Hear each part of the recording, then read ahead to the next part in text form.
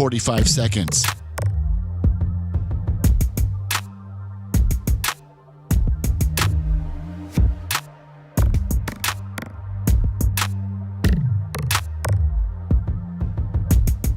"30 seconds.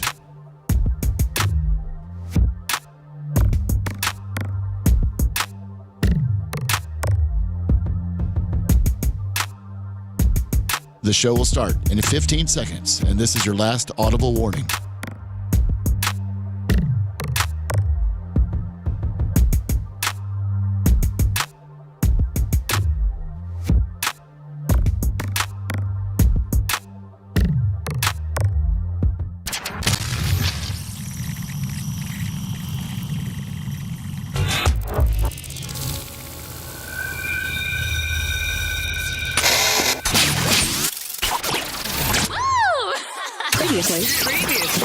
Previously on the Bubba the Love Sponge Show. Because they've swung their arm around 45,000 times in a day.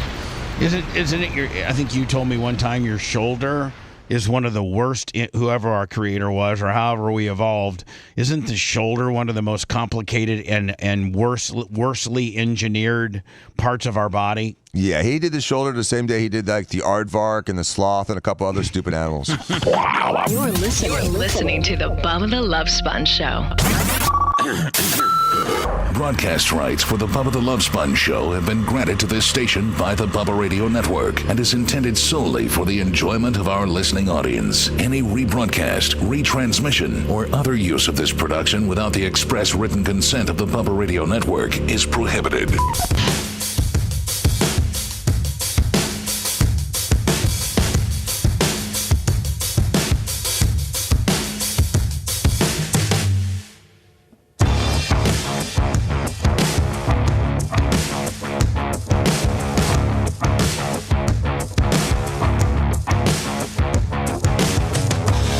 Welcome, Tuesday, January 13th, 2026. The Bubba the Love Sponge Show live from Tampa, Florida, and broadcast all over the world, my friends. Thank you very much for your kindness, listening to the show in its entirety.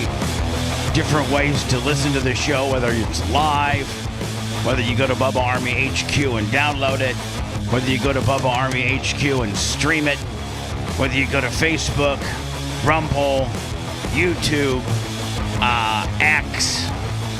There's just so many. Twitch. So many different ways to catch. I don't know, like, what's it, like 13, 14 different ways? Allow me to get yes. Yeah, something like that.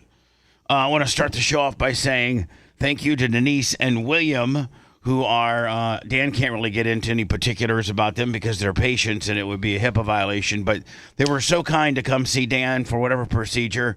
And I'm not mentioning any last names, but they are Canadian, and they know that I love Canadian catch-up because Canada isn't as uptight or isn't controlled by the high fructose corn syrup industry.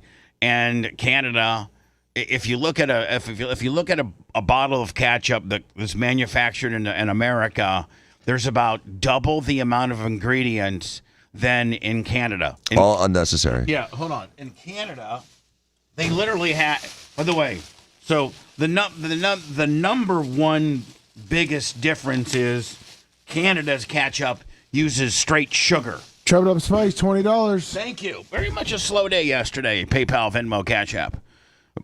Very much a slow day. So let's pick it up a little bit. But I wish I had a bottle of American ketchup. But in Canada, this is all they use: tomato paste, sugar. You may go check the kitchen if there is. Yeah, see if there's an American bottle. Tomato paste, sugar, vinegar, salt. I guess I'm lying on that. There we go. Spices. That's it. That's all you need. That's what you make ketchup out of. Tomato paste, sugar, vinegar, salt, and spices. That's it. 1, 2, 3, 4, 5. That's it. And it has such a distinct, different flavor. It's just so much more, I would say, almost sweeter. Mm-hmm. And I wonder what the... Have you ever had South American ketchup? No, I haven't It's like brown. It's Gross. So it would be interesting to see what the okay. So Lummy's bringing me an American one. Thank you, Lummy. An American and the same calories, so they say, 20 and 20. But in America, tomato, distilled vinegar, high fructose corn syrup, salt, spice, onion powder, and natural flavoring. Now, why they got to put the onion powder, the natural and the flavoring, and then not high fructose corn syrup and corn syrup? Right. And so the corn industry has like dominated America agriculture for the last 25, 30 years. Well, it's so versatile. It's amazing. It's so versatile. You know, it is, you use it for ethanol, for fuel and things like that. But, you know, it's not, I don't know if it's, I got to think that pure sugar is, and just straight sugar has got to be better for you than high fructose corn syrup, just by the simple fact that it's not been stepped on. Whereas I think if you make high fructose corn syrup, you got to take the corn and you just don't squeeze the corn, you know, like press it and it turns into this syrup. I'm sure they have to heat it, add some stuff to it. You know what I'm saying? I'm just saying, like, I'm sure that it's Dan's Pringle can 666 $20. Oh, that's what. Oh, Seth, it's right behind you. Watch out! Don't roll on it, buddy. Thank you. That's the American one, Seth. Okay. I know you scoff at the American. And, you know, it's like the difference between American Coca-Cola and the Mexican Coca-Cola. Same thing. It's so much better tasting. And the Mexican Coke is the same as the Canadian Coke, by the way, too. So yes, it's so much better. Oh, so much better. Anyway, thank you to Denise and William. That came in to see Dan for whatever reason, and they knew that I love Canadian ketchup and brought me a couple bottles of it. Thank you so much. Appreciate you. Let me. Who's the guy now? Average Joe, our buddy Aaron from Yes. Average Joe. He has a sticker guy, right? Well, yeah, he likes to call them graphics or decals. And so he went Yeah, stickers is old school. on all of Average Joe's. What's he got? Like 6, 7 crew? Seven vehicles now. Seven trucks. 7 crews. Yes. Man, he's really blowing up. He Is sure he not? is. And so he got these 5x6, 5 wide, 6 long Bubba Army QR code stickers. They're black. And he had this graphics guy make them enough for his vehicles, but he also sent me the extras. So I'm going to put those on the website. Bubba, are those the kind that go like inside the window? No, they're the kind. Oh, they just have a covering over it, so like you stick it and then like you peel the cover off of it. Like it's not. It's kind of like where it's just the letters, and it doesn't have a backing to it. I understand. You know, there's no like clear back behind it. No, I understand. So it's just. It really looks on a window. It really looks good. Yes, it really looks But good. it goes on the outside. It would look good on maybe, I would say, of all your vehicles, definitely The Ferrari. No. The Tesla. I would say if you were going to put one on, I'd put one at the very top of the back window in the middle. If I was to do one, but it's not my $140,000 truck, it's yours. So anyway, I'll have to count these to see how many we have left. I'll put them up on the website. I'm sure they'll blow out. Then in the middle is the QR code. And when you hit that QR code, it's going to take us, right now it takes you to Bubba Army HQ. I'm going to have Lemmy switch that out where it takes you to our link tree that go everything from Instagram to X to YouTube to Facebook to Twitch to Rumble. It takes you every possible place that you could possibly get us known to man. So thank you for that as well. That's Riz Graphics, RIZ Graphics with an X. Where's that at? Instagram or Facebook, and then their shop is in Clearwater. Riz with an X. Oh, yeah, so RIZ. Is it like the Rizzler? Yeah. Your favorite. RIZ Graphics with an X. RIZ Graphics with an X. Last night, man, the Lightning won their 10th game in a row. Wow. They are the record. The NHL record is 17 in a row. I don't know, if that's feasible or not, but they are on a roll right now. I never really get to watch the Lightning unless it's on the weekend because I go to bed so early. But the Lightning are open, and I think Cooper won his 600th last night. That's great. Now, Seth, isn't he the longest? I think he's the longest tenured NHL coach currently in the NHL? I think Cooper is. I think so. I haven't really paid much attention in the last few years, but I mean, I think him and Mike Tomlin are like a couple of the longest running coaches in American sports. When you were doing your podcast, did you ever get Coop? Oh yeah, yeah. I mean, you interviewed him? Yeah, he was like he's cool, isn't he? He was the coolest guy ever. He came in there like razzing me and stuff, saying that his son watches the podcast and tells him all about it. And yeah, no, it was he was really cool. He's got a lot of swagger. When I took Tony Stewart to the hockey game years ago, like maybe 4 or 5 years ago, the Lightning also made Tony a 14 Stewart Tampa Bay Lightning hockey jersey. And then afterwards, we were allowed to go down into the locker room and meet Coach Coop. And Tony's crew chief for his dirt car at the time, Jimmy Carr, is from Canada. And so they were doing like some Canadian stuff, like, Canadian talk, this city, that city.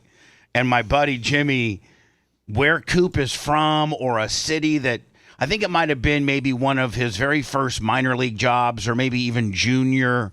Hockey has so many different levels. They got the minor leagues, they got juniors, they got AAU, they got NCAA. Like, there's just so many different levels. It's weird, like when they're kids, like they'll go play in a league and they'll stay at there's these hockey parents. And they take in these hockey players, and you live with them. Yeah, like almost fostering them. Yeah, it's a whole different culture of when you're growing up playing hockey. But yeah, you're right. All the Canadians all bond over a minor league team or some city, or there's always some common ground in there. So I think it might have been one of Coop's very first gigs, like on the AAU or the juniors or whatever in this town. Is, by the way, hierarchy. All right. By the way, yesterday was the first, and I think, here's what I'm not trying to. Is hierarchy okay? Yeah, hierarchy's great. I think he is. Well, no, I mean, we don't bring up what happened. I didn't bring it up. I'm bringing it up. Nobody stole his pants, did they? Blow, pack, blow. So, you know what? And by the way, I hate to get off my Cooper story, but I'll get back on there. And by the way, hierarchy, $150. Yesterday happened to be, and I think it's because everybody, Lummy, is saving up for Bubba 199. Oh yeah. But yesterday was our slowest money day ever. No. And I think that is inducive to or reflective or indicative. Would that be a word, baby? Indicative of it being BARP week. Some people are traveling. A lot of people are saving their money. This is, the most important week of our show. This is the Super Bowl of our show. So hierarchy comes in strong today at $1.50 on the PayPal, Venmo, Cash App at the Bubba Army. Thank you so much. So do you feel like people give money when they have money, or do you feel like people give money when we're doing what they want to hear, or they're enjoying what we're doing? I think kind of a combination of both. If a guy is looking at his checking account or his PayPal account and he's got a 20 in there that's a lot that have to goes right for that money. Now that I'm doing the math, Bubba, yeah, that's right. We got to be great. They got to have the money. That's a lot. That's a lot. I mean, it's a really fine equation. That's a 4th and 4. Do you pass or do you do a play option with Swift? You know what I'm saying? I just pissed down my leg and run to the locker room. So anyway, back to my Cooper story. Sorry, Lemmy. Back to my Cooper story. There is I guess the town that Cooper may have coached in, like early in his career. Jimmy Carr is a Canadian guy, and so Jimmy's like, yeah, coach, and then coach goes.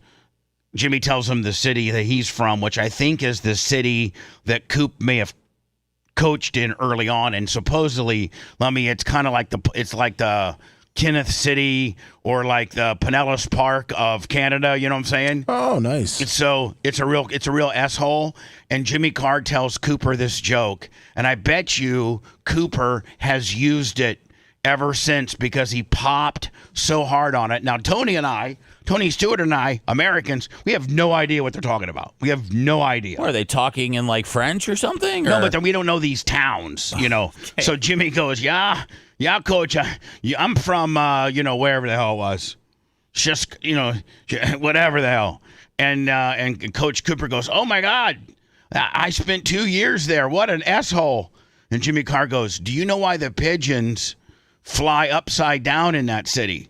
Because something to do with, because... Oh, no, get this joke right, Bubba, please. Because pooping on them would be too good or something like... I completely messed it up. But Cooper popped on the pigeon joke? He popped on the why the pigeons fly upside down in this crappy town. He popped on it. He goes, oh, yeah, I'm going to use that one. And they were doing some Canadian stuff and things like that. But it was cool that he went, spent some time with us and talked to us. What a great guy. His best buddies like Charles Barkley, man. Barkley's always talking about John Cooper. Oh, is he really? Oh, yeah, for sure. Did not know that. Do they play golf? What's that? Do they play golf? I think, yes, they play golf. And, man, I think Barkley's been here for a couple games. We did, for a while there, the Lightning, people were bringing in the big Barkley heads. It would be fun to play golf with him, wouldn't it, Lummy? Charles Barkley? Yes, it would be. You know who would be That'd miserable? That'd be a fun day. It'd be fun to play with Charles Barkley because he probably is pretty good, but he's always cracking up. Right. And so but do you know who would be bad to play with? Michael Jordan, because he's so intense. He's so intense. And he's got so much money. And he probably wants to, like when I play golf. He'd probably be chill if he was winning, though, Yeah, but he's going to bet you every stroke. But that means if he's winning, Seth, that means he's taking your money. Well, now you're miserable. But how are we even out there with MJ in the first place? Like, we're not even in his tax bracket to be able to get out there unless it's like a Make-A-Wish Foundation. The only way I could be doing it is if I was maybe the guy that was working the beverage cart, or maybe the you're a little hoe. You go up there. Yeah, I don't know. I was a greenskeeper and I was filling in divots. Or something like that. Oh, Mr. Jordan, don't worry about that divot. I got it, buddy. And he flips me a 10, to fix the divot. So, I would. It would be great to hang out with Michael Jordan, but I feel like unless you really caught him like with a cigar and a drink, and after he wins a championship, I feel like you could walk away disappointed with a not wanting to meet your heroes kind of thing.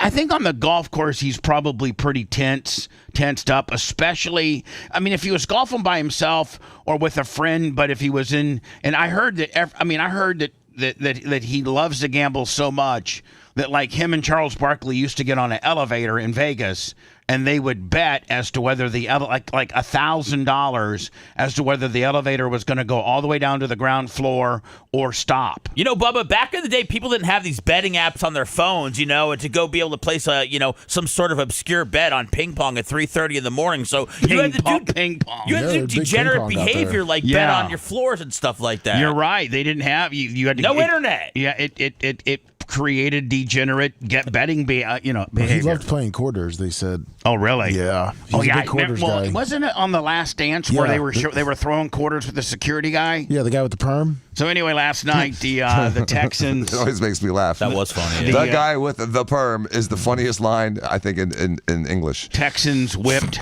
the Steelers' ass 30-6. And all the post-game interviews with Aaron Rodgers, he cusses a few times. We probably can't play it. So do we get Mike Tomlin? I don't know if we got Mike Tomlin or not. Let me maybe try to find the Mike Tomlin. No, he's saying did the Bucks get Mike Tomlin, right? Is that No. No. You don't think he's gonna get fired? No, I don't think. Well, he's been mediocre for a decade. I don't think. I don't know. I don't like bowls. I don't like bowls, but I don't know that you go into. I don't know that Mike Tomlin would be interested.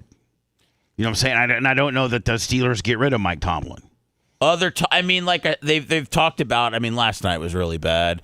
They've talked about possibly Mike Tomlin stepping away. I don't know what that means, if that's a mutual thing. I don't know though. I don't know. To me, if Tomlin stepped away, he would probably take a year off and then see what popped up. But the Bucs' job is more than likely going to be open next year. Guys don't go from the hot seat to the penthouse. It normally doesn't work like that. Once you're on the hot seat, you're pretty much on it till you get fired. So unless you win a Super Bowl. It looks like, Matt LaFleur has really turned this thing around. Everybody was calling for his fire, and he might get fired. And I'm hearing now the Packers are kind of like begging him to stay. Yeah, Parsons is backing him too pretty hard.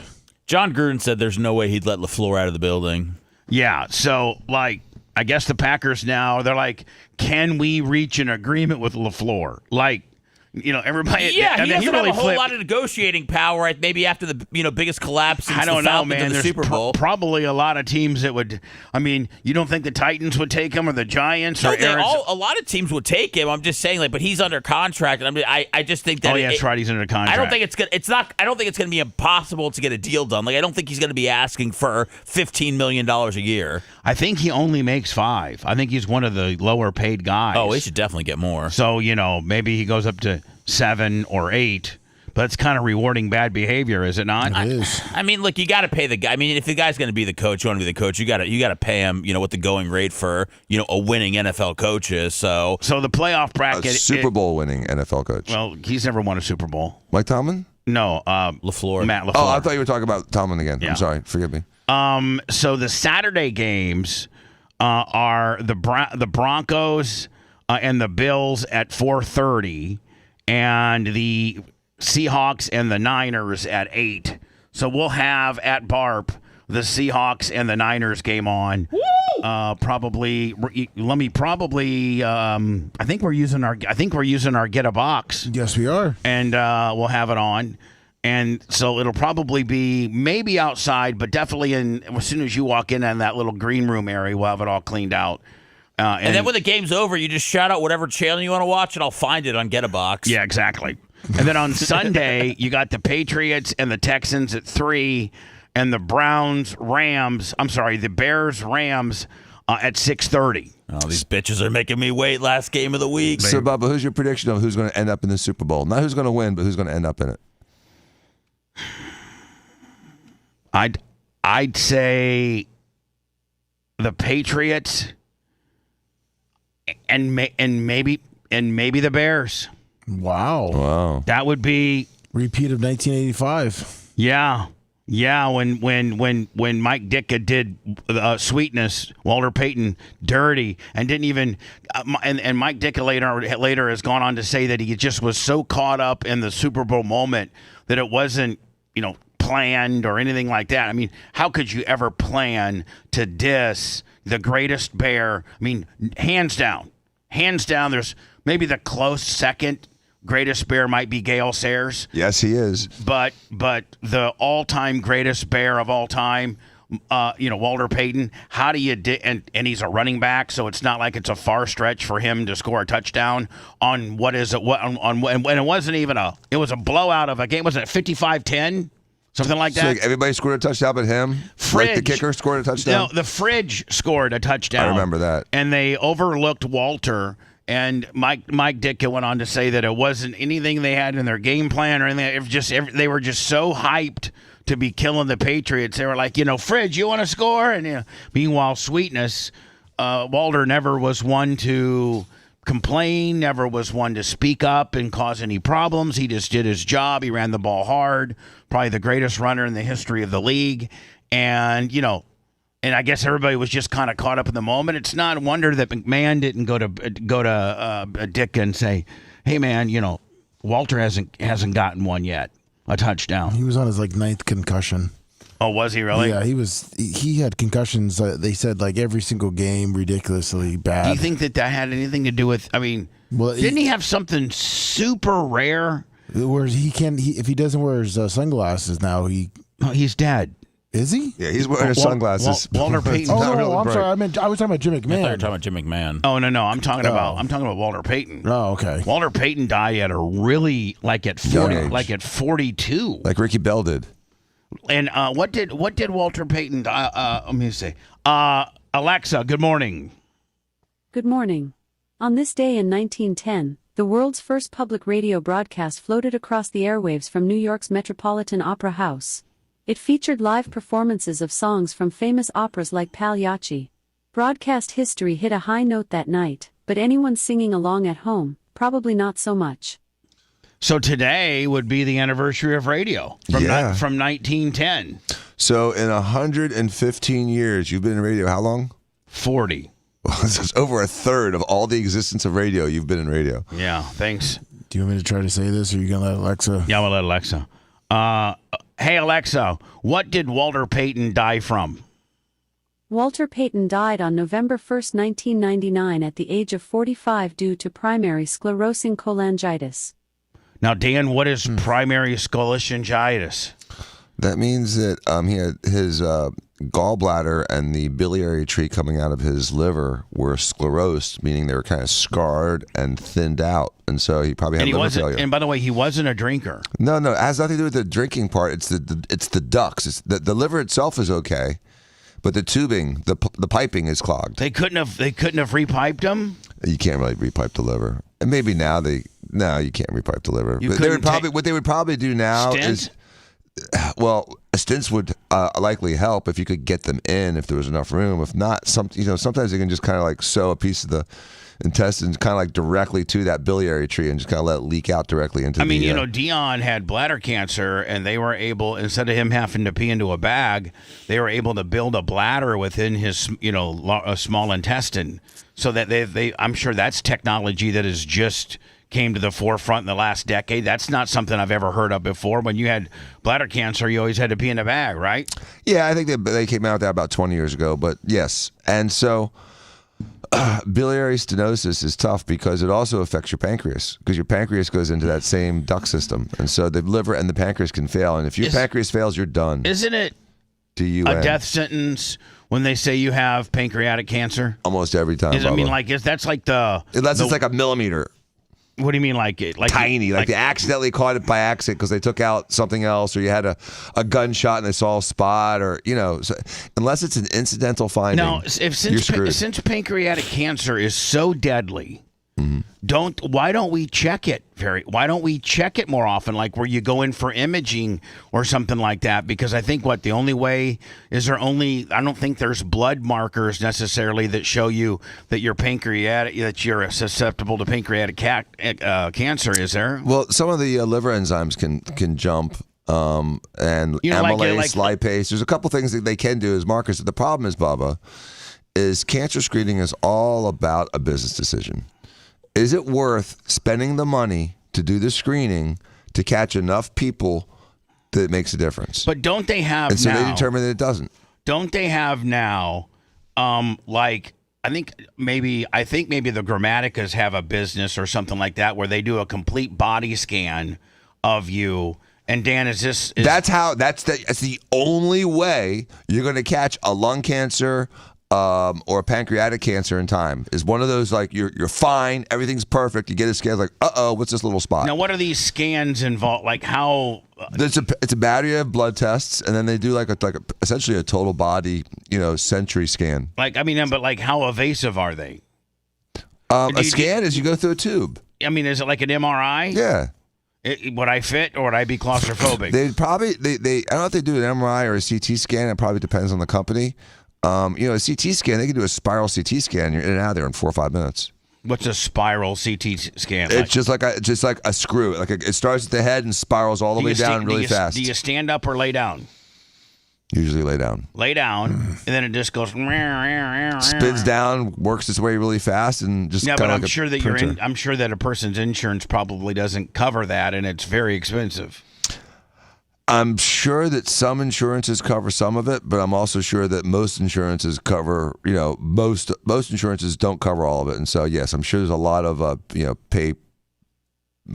self-pay. How much do you think those cost? It depends on how invasive you get. It's probably somewhere between $500 and $2,000. I don't know. I haven't researched his specific company, but, overall health screening can be comprehensive, or it could be, you check your pulse. It depends. But I mean, with pancreatic cancer, you're done. It's a death. Yeah, it's the longest person I ever saw live with pancreatic cancer was Ruth Ginsburg, and she had it for like 5 years before she died because they cured it, but it comes back. What does your pancreas do? 2 things. The first thing, the cells on the outside make insulin so you don't get diabetic. And then the cells on the inside make enzymes to help you digest. And it's one of those organs. There's a couple organs that I have zero desire to touch, and the pancreas is one of them. You piss it off, you're done. How big? Size of your fist? It's a little longer, but it's not quite as wide. It's more like a chicken cutlet. Like a little chicken cutlet. And where's it? On the right, left? Left in the back. Left. Real deep. Or right, it's retroperitoneal. All right. Well, there you go for your pancreatic needs. So anyway, Broncos, Bills, Patriots, Texans, Seahawks, Niners, Bears, Rams. That Bears-Rams game's at Soldier Field, right? Damn right. Bears have home field advantage unless they play the Seahawks. Yes, sir. I'd love to see a Niners-Bears NFC Championship at Soldier Field. That would be special. And then on the AFC Championship deal, I'd like to see a Broncos-Patriots deal. I wouldn't mind seeing the Broncos in there. Really, I mean, Sean Payton's taking that team. Like, wasn't his first year he 2-6? Yeah, they had Russell Wilson his first year. They gave him the boot, and then they brought in Bo Nix. Yeah, Sean Payton was able to turn that around very quickly. 2 years. Yeah. You don't want to see the poor Buffalo Bills No, win one before they. Nah, No. man, they're a stain on the bottom of my shoe. Right. No. Are they playing good right now? I mean, they beat Jacksonville. I mean, it's for the Bills. It's almost now or never, or now or it's going to be another long time. Are they getting ready to time out? They've just got the path is clear for them this year with no Mahomes, with no Lamar Jackson. Like, I feel like it's there for them to get to the Super Bowl. I mean, even when those teams were standing in their way, I still thought the Bills, before the year, were one of the better teams. So Bills, New England. Who do you think wins? Do you think Bills win? They split this season, so I'm saying they're both good. I think the Patriots win. When the divisional opponents playing each other is it's just a toss up to me. It's a crapshoot. Yeah. Here, a developing story. Hollywood actor Sly Stallone refuses to touch his receipt at a Publix grocery store. Which, by the way, Sly's living in West Palm Beach. Oh, nice. People don't realize he relocated to Florida. There's a growing trend of people declining to touch receipts after learning what they're coated with and how it transfers through the skin. Well, this is probably the highlight of his day. Like every other 80-year-old is going to Publix. Well, but here's the deal. I didn't hear of this big receipt caper that they're coated with. I know they do feel a little slick. It's bisphenol A and bisphenol S. And they come right off the receipt into your skin, easily absorbed, and they affect fertility and other things. BPA, right? Is that what it is? No, it's not BPA. It's not BPA. That's the plastic thing. Okay. Why? BPA, yes, BPA. All right, hold on now. So the coating that they put on receipts is not good for you? No. So why are they allowing receipts to be printed? It can cause cancer and infertility. Okay, so why are they? And think about all these cashiers begging receipts. We're just grabbing them for a second. No, but I mean, think about a woman like this that pulls out 200-300 receipts a day. Oh no! The workers. I never thought about that. They're the ones at risk. Yeah, I mean, think about them. They're the ones that rip it off the machine and hand it to you. We need a freedom fighter to go in there today and set all the receipts on fire. Now, I mean, now is Sly declining his receipt because he doesn't have he doesn't care, or is it really? This trend that you're not supposed to. I didn't, up until this video, I wasn't familiar with that you're not supposed to grab receipts. Sure, Gene wasn't familiar with that. I never touch receipts, and it's not because I have any kind of weird hang up. I just can't stand receipts. And so, I equate receipts to about 7 pennies. And it's just annoying. Yeah, you don't want to carry around 7 pennies. Yeah. Hell no. And so the only time I take receipts is pre-Christmas in case there's a return. All right, here is the Publix exchange with Sly Stallone refusing the receipt. Here's your receipt. No, thank you. And she throws it away. A lot of rich people just don't want their receipts. They don't care. It's electronic. It's not poor people need receipts for. I'm not going home and crunching numbers about my groceries. There's apps. I like the Fetch app. Yeah. I got a $50 gift card on deck with my Fetch app. That's right. So, Lummy, I know you do yours too. Do. But I mean, I'm not afraid of any. Dan? What do they got? Bisphenol A, which is BPA, and bisphenol S. And some say they're bisphenol or BPA free, but they still have BPS in it. So why are we as a country allowing receipts to be printed on paper that's coated with this bad stuff? Why? We eat stuff worse than this. There's worse stuff. You get a lot of that stuff from plastic bottles and stuff too. I mean, there's all kinds of toxins that we expose ourselves to freely and willingly that I think is horrible. And we're not even talking about 5G stuff and all that radiation, and all the electromagnetic radiation when you have practice fields like San Francisco. near high voltage power lines, and the people don't do as well. You seeing that's going around? It's real, dude. You saw it's that? Absolutely real. I absolutely believe it. You put power next to cells, and they react differently. Period. It's been proven. Do you think that the Bucks, God, almost the majority of your father's career, and certainly maybe you were there too, sucking in jet fuel or the remnants of jet fuel droplets when the Bucks practice facility was literally... That was not good for performance, I don't think. It was literally right beside the Tampa International Airport, to the point where, not just kind of beside it, but there was only a fence that separated the two. And do you think that had anything bearing on people's health? I think absolutely did, but no one lasted there very long except Dad. Here is what no one spent more than 5 years there except for Leroy Selman and Dad. Wasn't it pretty much a prison yard looking back on it? It was worse than a prison yard. At least in prison yards, they paint the stuff blue. They actually had rust. Seth, they actually had the equipment guys and stuff. You know how if your school is too crowded, they'll bring in the module schools. They actually, you mean portables? Yeah, portables. Yeah. That's all they had. Well, That's all they had. So they had portables? They had one small building and then a bunch of portables. Really. It was horrible. My buddy Darren Kearns was the equipment manager, and I used to go over and watch him. He said, don't forget, I'm in portable 3. Don't go to portable 2 because that's where the assistant coaches are. Go to portable 3. And Seth, the weights, imagine your weight room is a balcony. And so it's humid and it rains every day. Oh, man. And then there's dew every morning in the winter. So all of the weights were rusty. Yeah. It was rusty, crappy, stinky, humid. It smelled like a cheap motel in Cocoa Beach. And they were there from 76 to what, 06? 06? 05, 04. Geez. Yeah, it was 30 years. Yeah. It was disgusting, dude. So what I tell you, high schools don't practice in facilities that bad. Yeah. And now it's now they got. It's state of the art, multiple fields. Well, now it's a selling point for free agency too. How good your facilities are and how good they take. The locker room's the size of a football stadium. I went to the Packers facility when my buddy worked for the Packers, and they have their own barber shop.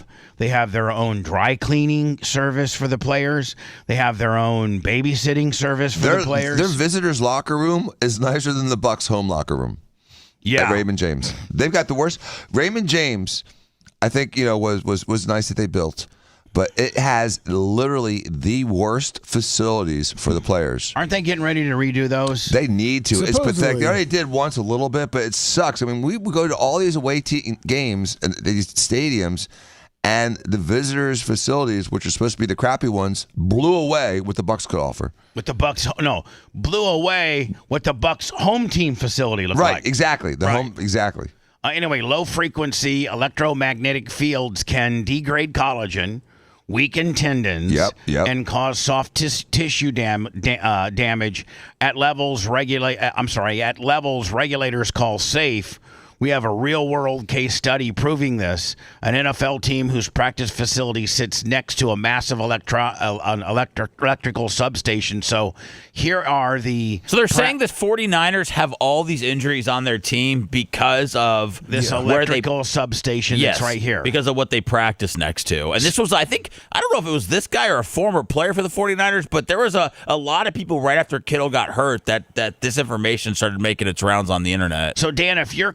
And this is an electrical substation, which means there is a lot of electricity, a lot of volts, a lot of amperage, that powers a grid of the city, a portion of San Francisco, and it's right next to the 49ers training facility. It couldn't be any closer. No, it's literally touches it. Right, it literally touches it, and they're saying that this could be potentially, again, it's been proven that electromagnetic fields can degrade collagen, weaken tendons, cause soft tissue damage at levels that are unsafe. And so there's probably What is there an ongoing theory that this might now? Lummy, didn't the Niners have the most injuries of anybody this year? I think the Packers might have been second, but the Niners are they're in the top 3. I think they're number 1. I think they're number 1. I didn't busy out the phones, Lummy. So maybe I either take this call and we leave them open today, or I just busy them out. Hello. Hey, Bubba, I know this is off topic. Can I ask Dr. Dan a medical question? Yes, you can. It's been so nice not having these, hasn't it, guys? Yeah, you didn't take a call last week, did you? No. Go ahead. I went to the doctor yesterday, and I'm a diabetic. My A1C's always been about 5.7, 5.8. Now they're telling me it's 6.8, and my blood pressure is normally about 122/78. And my blood pressure yesterday was 103/68.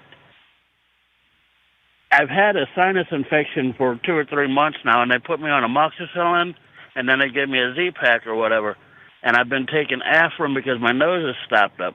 Is any of that would cause my A1C to be so high and my blood pressure so low? Yes. The problem is that when you have a chronic infection, it affects the way you process insulin and glucose. So having a chronic infection can affect your A1C. I think that throwing antibiotics at a sinus infection that lasts 3 months is like throwing sand on a dirty truck. It's not helping anything. And so you need to go to an ENT, an otolaryngologist or ear, nose, and throat doctor, and get your sinus fixed, because if it's chronically infected, you got a problem with drainage and you need to get that fixed. Once you're no longer walking around with a chronic infection, your numbers will go back to normal.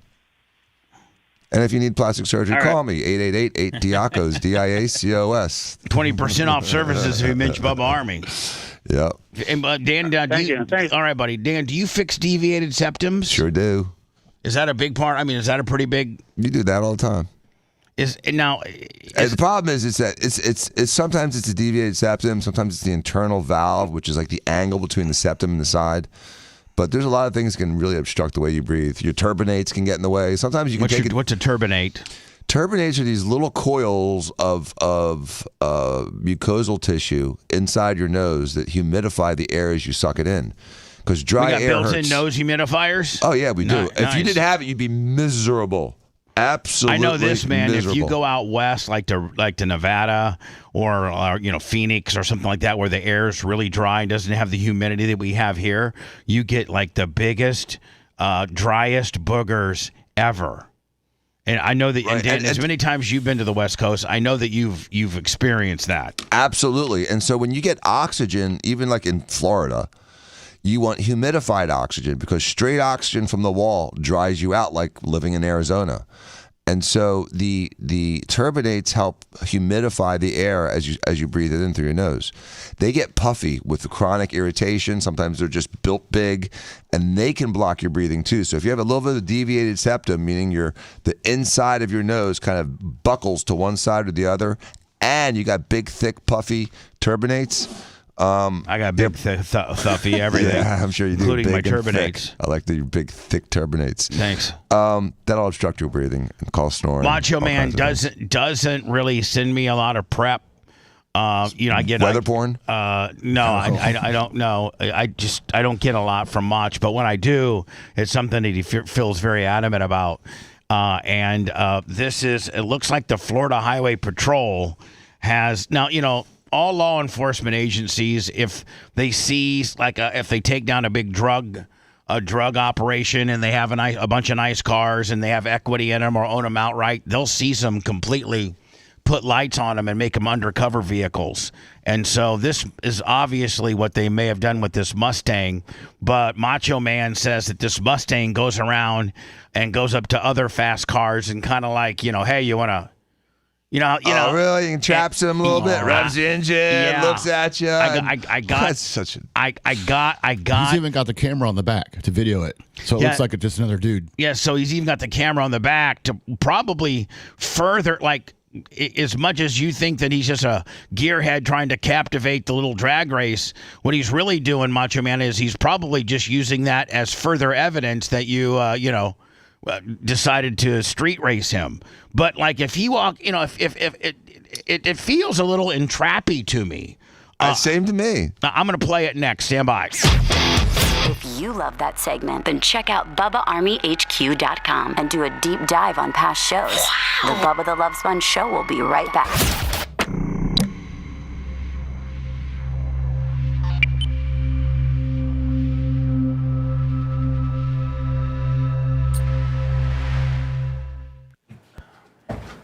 Good thing that we don't have to worry about that problem.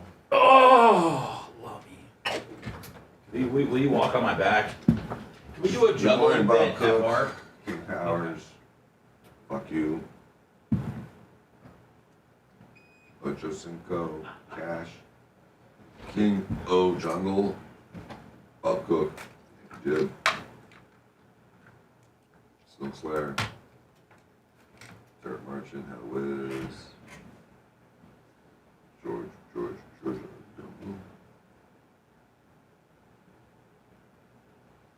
Carlton Blazing Blues. What's up, Biggie? Is there C's? Pencil necked. Mike from Mississippi.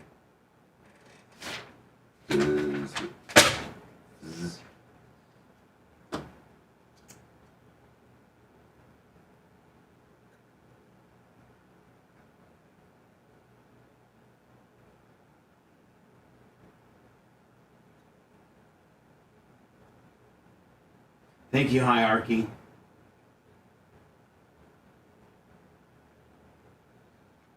So, JT's.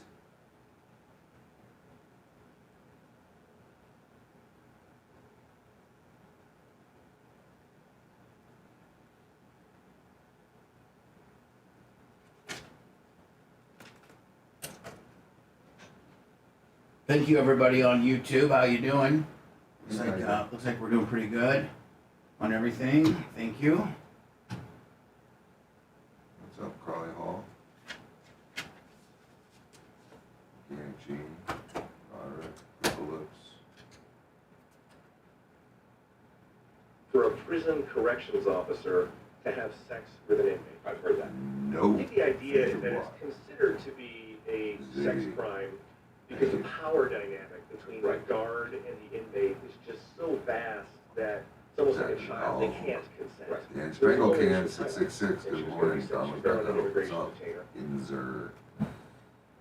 Lips. Glow Bug. Caviar Taco. Salto Paulo. Oh, Salto Paul. Salto Paul with me. Yep, Terry. I'm literally buying the smart card. Creatine, what are you? Little Wolvers after birth, chop it up. All yolk. Oh. Let me say they got a roped off porta potty just for me.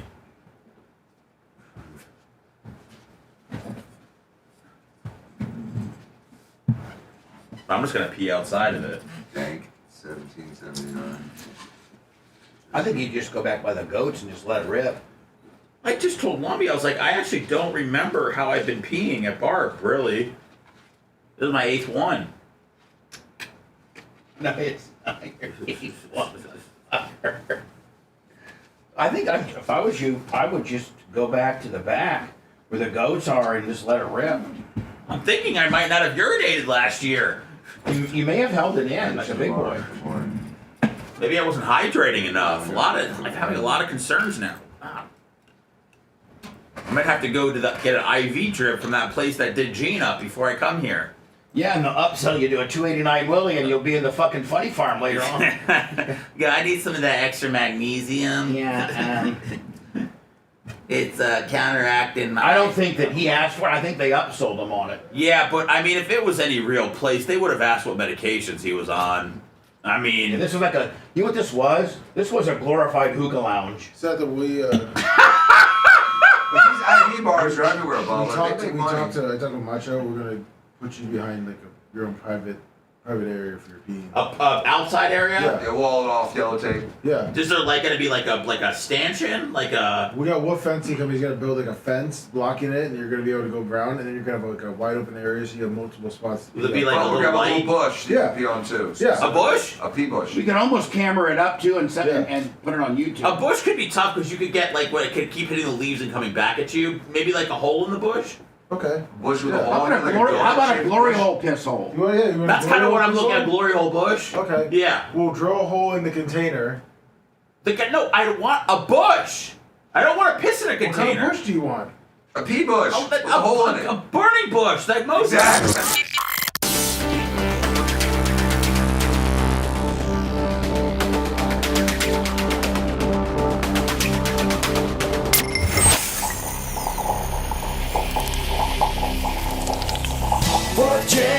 For 4 generations, over 180,000 satisfied customers have trusted our family for roof repairs and replacements. We are state certified, licensed, and fully insured. We also provide free estimates and financing. Right now, get $1,000 off a new roof or $250 off any roof repair. Our family's legacy, your peace of mind. Before you spend, call 4th Gen. Our family's legacy, your peace of mind. The Bubba the Love Sponge Show, listener supported via PayPal, Venmo, and Cash App, all at the Bubba Army, now returns. Tired of paying sky-high cable TV bills, sick of juggling endless streaming subscriptions? There's a way better way, and we'll have it hooked up for you to... It'll be a good kind of little demo for people to see at BARP. Oh, yeah, great idea. Go to getabox.com. We'll have our Getabox hooked up as we're watching the football games. With Getabox, you get every channel, every game, every movie ever made. Watch local, national channels, live sports, all your favorite movies, and much, much more anytime you want. There isn't any... There's not another subscription. It's a one-time purchase. Boom. Once you get it, you never get another bill. You buy it once, you're done. No contracts, no fees, no nonsense. You get local TV channels, national TV channels, every sports game, every movie, every event. And for a limited time, if you use promo code BUBBA, that's B-U-B-B-A, BUBBA at checkout, you get an extra $25 off any box. I got a box, and we love it. You're going to love it, too. And if you're coming to the BARP party on Saturday... I'm giving live demos in the corner. Yes, along with having a peeing bush. Yeah. Go to getabox.com, promo code Bubba. Getabox.com, promo code Bubba. Lummy, these stickers, I don't know if people can see me or not, or I see the back of the refrigerator or not. I don't think you can, but I put that. See that? Oh, yeah. Nice. I can see it. That looks nice. Yeah, that's sharp. That looked nice on the Ford Hemi. Looks nice, your little dream catcher. Yeah, I got my little dream catcher there. And I just a plethora. I got Gucci's sticker on there. Are you letting people come up here for proper take pictures by your chair? Yeah. Okay. As long as they don't touch anything? As long as you just don't touch nothing. I'm going to have my chair. Can they sit in your chair? Yes. Oh, they can? Okay. Yeah, and I'm going to have my chair and my microphone like this. And then you can just sit like this. Okay. Oh, yeah. All right, great. I'm going to have it positioned. And I'm going to be rolling up here watching it, make sure nobody's touching no buttons and stuff like that. Good. You got to babysit them. Yeah. Do you think anyone? Do you like your dream catcher? Is it as effective as like Mike Evans? Yeah, I mean, I dropping shit and stuff all the time. Did you say something? Yeah, I just dumped it. I did. Thank you. Damn. Speaking of which, Dan won his court case yesterday. All right. Dan, do you think? I will tell you, you looked great. Thank you when you suit and tie it, you and your brother both look great. I didn't look uncomfortable like last time I was in a suit. No, you said don't. I looked uncomfortable with it. Well, here you did, but I mean, I'm sure in court you looked perfect, and you look good in a suit. You wear less suits than you used to. Oh yeah, you used to wear way less formal. Yeah, you used to wear them more during office you would wear them, and it seems like you're now down to slacks and a nice shirt, kind of like no today. tie. Yeah, just ties have been deemed as dirty in medicine because they you lean in and the tie touches things, and so it just drags around things all day long, and it's filled with bacteria. So now ties are dirty. Was this in front of your? This wasn't a Zoom or anything like this. Was actually in a organized courtroom. This was an in-person trial. That was the court was supposed to open at 2. They didn't open the courtroom until 3. They literally, without any notice, they made everyone just sit around and wait an hour. So you're sitting on those bench seats outside a courtroom. Right, they're like church benches. Yeah, I know exactly. Trust me, I've been there enough. I know exactly how they are. And so you're just sitting in there by yourself. Now, did they... Stewing. And you go to open the door. Of course, it's locked. And is the city of Tampa's attorneys there too? They're all behind the scenes inside, hamming it up. Just the job or defense people are on the outside, and the defendants are on the outside. So yeah, they did. I thought it was pretty inconsiderate that they didn't give us any notice until. Did they even stick their head out the door and say, "Hey, listen, it's been delayed an hour. We're going to start this at 3," where you could have gone down to like the subway or something like that, and just not gone anywhere downtown within walking distance, except for sitting at a stupid pew for an hour. No, worse than that, Bubba. At 2:25, they came out and said, "We ain't starting until 3." So it really gives you much time to get anywhere by the time because you have to clear security, go through the metal detectors. Mm-hmm. They're better with the lawyers though. We go to the front and they just run through and do a quickie. All right, cool. So at least I got my fast pass. I know that when I was with MJ versus Bubba, the sheriff and all the bailiffs knew me really well, and they were letting me and Jay and Greg and everybody go through the back sally port where the judges come in. Nice. And MJ's attorney, Phil Campbell and MJ found out about it because they were having to be schleps and go through and that it was actually a problem. Yeah.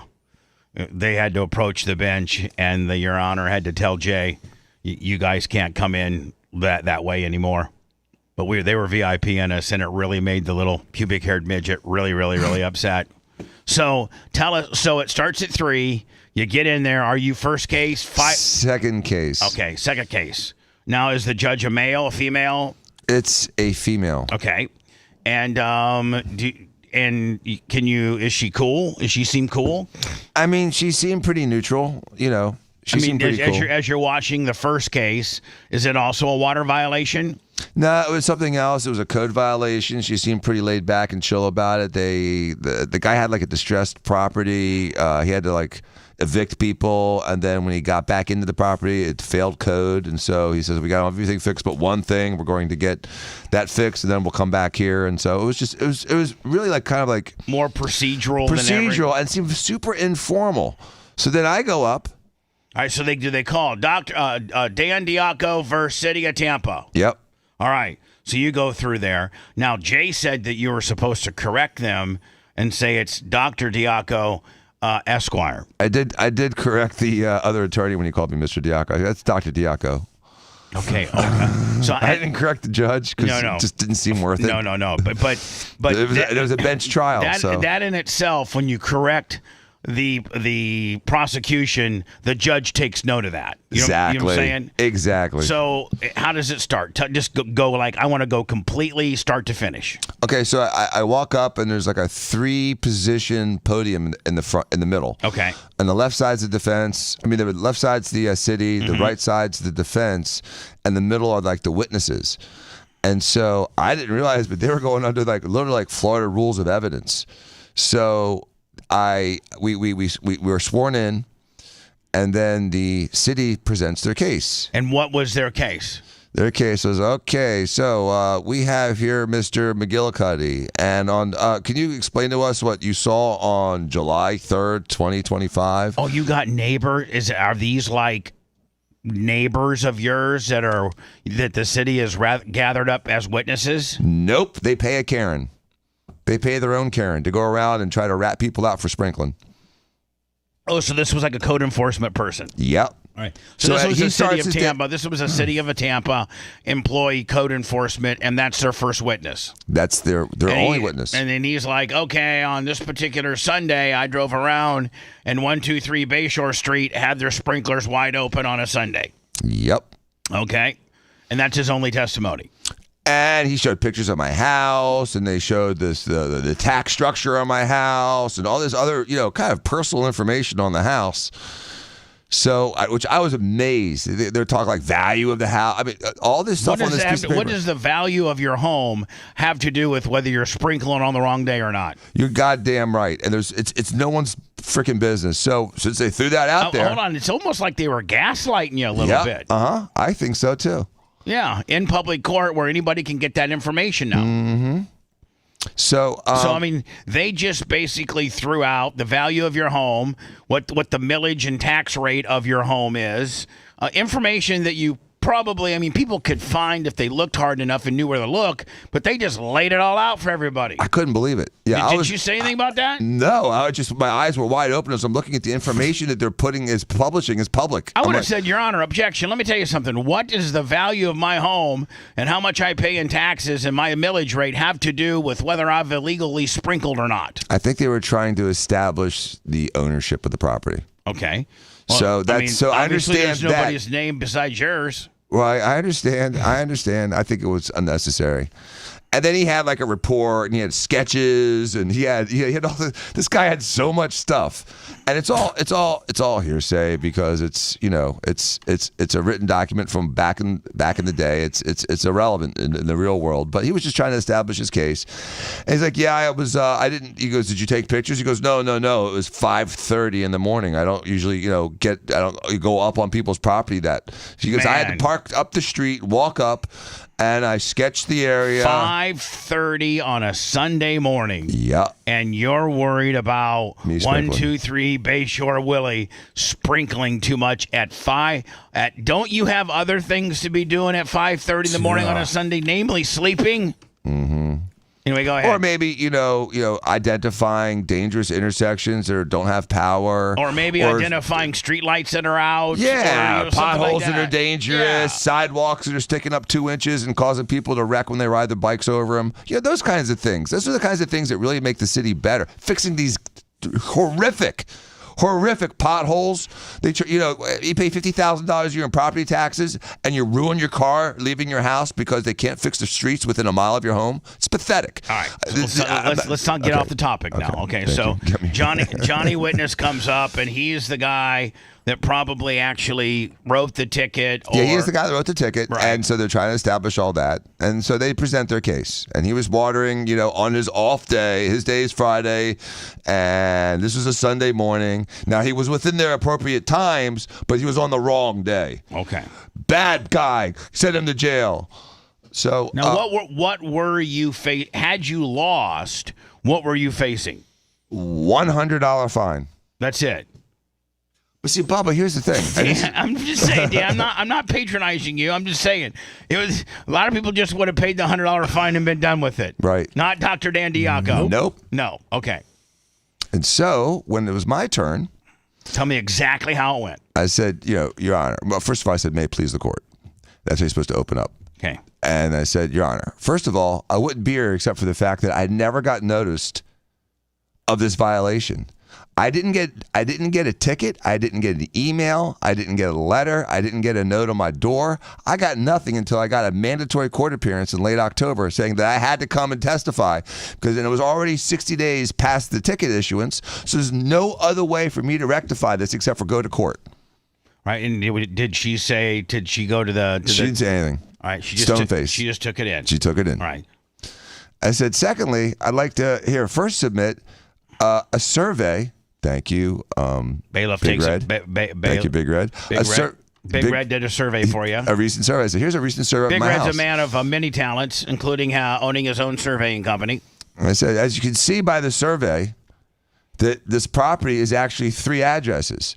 A Bayshore, B Bayshore, and the street behind me. And I listed the 3 addresses. So it's 3 properties with 1 well and 1 sprinkler system, and it's a well. It's not city water. It's not reclaimed water. It's a well. And my house had almost $1 million of damage from the hurricanes. And I'd like to hear is a letter an affidavit from my landscape company saying that I had extensive damage, extensive sod and landscaping replaced at the time of this fine. And the city lawyer is like, objection, hearsay. Did she say, well, how is that? How she sustained it. And I'm like trying to think, like, is there a hearsay exception for this? And there really wasn't, because I didn't realize they were going for the real Florida rules of evidence. I thought this was more of an informal thing. Like, so you're telling me that some dude that comes up that's not a lawyer that gets popped for a sprinkling thing can't show receipts and a letter. He's got to actually haul people in there for $100 ticket. I have to like bring witnesses to this thing. So you would have to have brought your landscaping guy in there. Or have him deposed. Right. And so, I mean, it's ridiculous for $100 ticket. So they're thinking that as well, though, that you're fighting it for $100. I mean, it's ridiculous on both ends. It's ridiculous that it's been issued. I was forced to fight it, and it's ridiculous that you're fighting it. I had no option, Bubba. Well, I couldn't pay it. I had to fight it. They paid me in a corner. Okay. It was past the time. I didn't know about it until it was after payment was expired. Okay, so at this point, what else evidence do you present to Your Honor? So then I give them receipts. I say, as you can see, these receipts show that I spent almost $70,000 on landscaping because of the extensive hurricane damage and the ongoing damage that I repeatedly sustained when the city continues to try to bury the lines in front of my house, come on my property with heavy equipment and these giant cherry pickers and destroy my sprinklers, the valves, and my actual sod and landscaping. You show pictures of that? I didn't show pictures of it. I just showed that. I gave my receipts. And so she's thumbing through the receipts and stuff like that. I decided at that point you were going to arrest it, that I'd said enough. Right.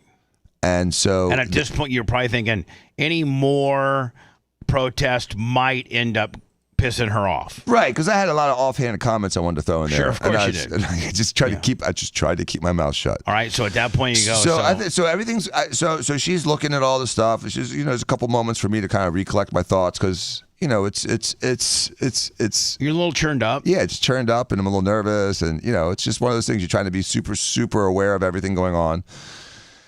And as I'm sitting back thinking, and they asked another question and another question, and I'm thinking. When you say they, is it the court or is it the city that's asking the question? The city. Okay. And he's trying to imply that I'm lying about my repair bills, and I'm like, So you accept my testimony as an officer of the court that, yes, I was sprinkling on that day. But you don't accept my testimony that I have $70,000 worth of landscaping. If you see, that's a landscape company. They're not building roofs. They're not building sheds. They do landscaping, and they fix irrigation. That's $70,000 of landscaping that's been ongoing since the spring, through the summer, and through the fall. And every time it's fixed, the city comes out and drives a truck on it and breaks it again. So this is landscaping bills from a landscaping company. The guy's like, your address is not on there. I guess the only property I own. So then he goes to then he says, well, I have a couple more questions for the guy that wrote the ticket. And he's like, well, was there a sign on the yard saying fresh landscaping? I'm saying, sir, there's no duty for that. Yeah, because was there evidence of fresh landscaping to the guy? And he's like, no. I'm like, okay. Your Honor, may I cross again, please? She goes, yeah. I said, what time did you issue that ticket? He said 5:34 in the morning. I said, has the sun come up yet? Almost. Had the sun come up yet? No. So it was dark? Yes. My house is pretty far from the street, isn't it? He goes, yeah, it's about 60 yards. I go, yeah, it's close to 200 feet from the street. And the sprinklers were on, right? Yep, they sure were. So you're telling me in the dark, you could tell from 200 feet whether or not I had fresh sod? He goes, no. Then I stopped. Case was dismissed in about a minute. When the formality of the case being dismissed, how did Your Honor say it? Like, case dismissed. I'm like, adios. Dropped the mic and walked out. Well, so it's kind of like my cousin Vinny. Remember when? I'm sorry. Remember when my cousin Vinny? He was like, "So, do you have that, Lummy? Yeah. The grits. He's cross-examining a witness. He's like, so Did you you're send it to telling me, me? Lemmy? Yes. Oh, it inspired my cross. I mean, I don't have it. Oh no. No, I mean. Let me send it again. All right, and nobody told me it was coming. So when it's Dan was waiting until he brought up his point. All right, well, have it ready for me next time, if you could, please. Didn't go through. Sorry. All right, hold on. Is it possible? Hold on here. By the way, I was at the track one weekend, and I think we only get like broadcast. We got like a regular antenna, so we get like Tubi and like Catchy and.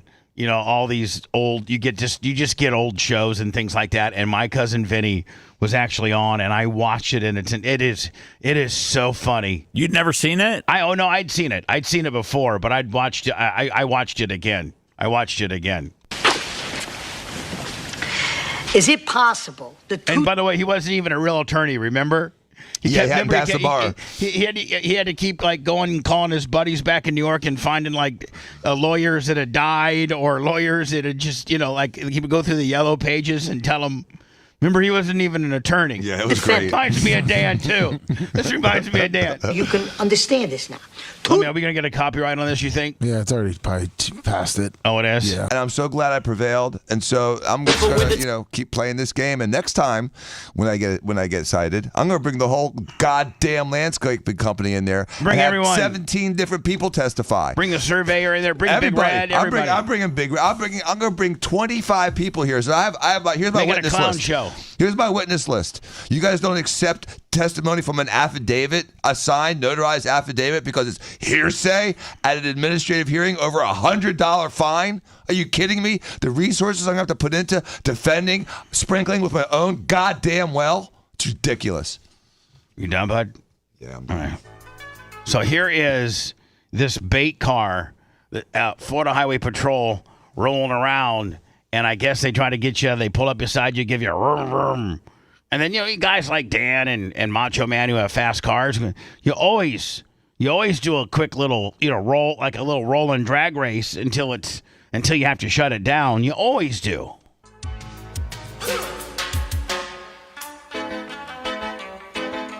It's a pretty badass looking Mustang with lights on it. Yeah.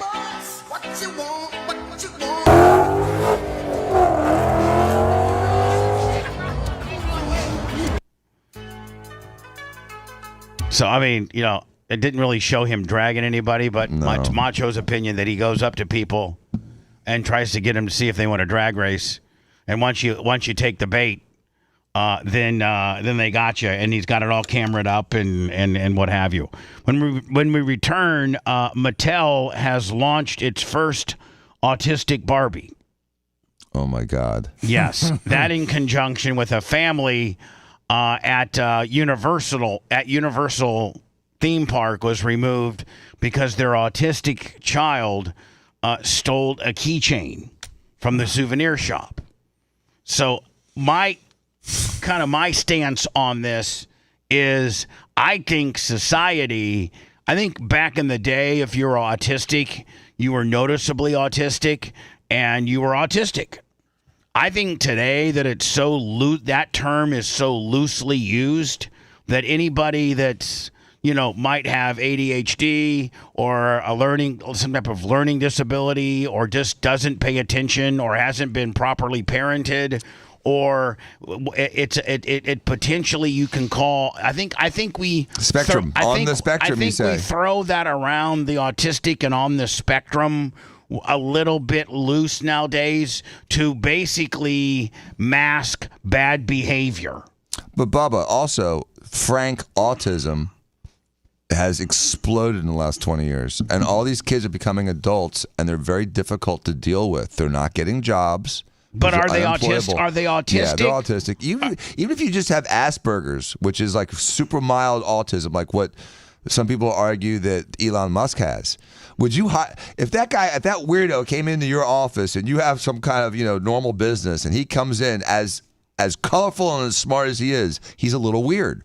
So he comes in, you ain't giving him the job because he's a weirdo. I don't know. I usually hire weirdos. Yeah, they're good for radio. Yeah, they Look can at Lasker. be. Right, but the normal job, people that have Asperger's can't communicate with other people, are a little inappropriate sometimes, and they're very difficult to employ. So they become burdens on their parents, and it's really difficult even for the parents to deal with them because they have compulsive behavior. I feel like there's a lot. I feel like there's a lot of that, what you're saying, but I also feel there's a lot of people that are just throwing out that excuse for bad behavior. You know where they don't have autistic, Barbie? Where? Japan, because they don't have autism in Japan because they don't over-vaccinate their kids. Well, again, and they also are stricter and more they parent different in Japan too. I mean, right? They don't let the kids get away with what they don't homeschool. They're not sucking high fructose corn syrup. I don't think that they. What about the Tylenol when they're pregnant? I don't even know they got Tylenol over in Japan. But over here, Japan, there's 1.4 to 1.5% of the population. And what's ours? Okay, 37. 1 in 31 children. So it's triple. We'll get to that next. If you want 24/7 on-demand Bubba and the crew, go to BubbaArmyHQ.com. Right now. The Bubba the Love Sponge Show will be back after this.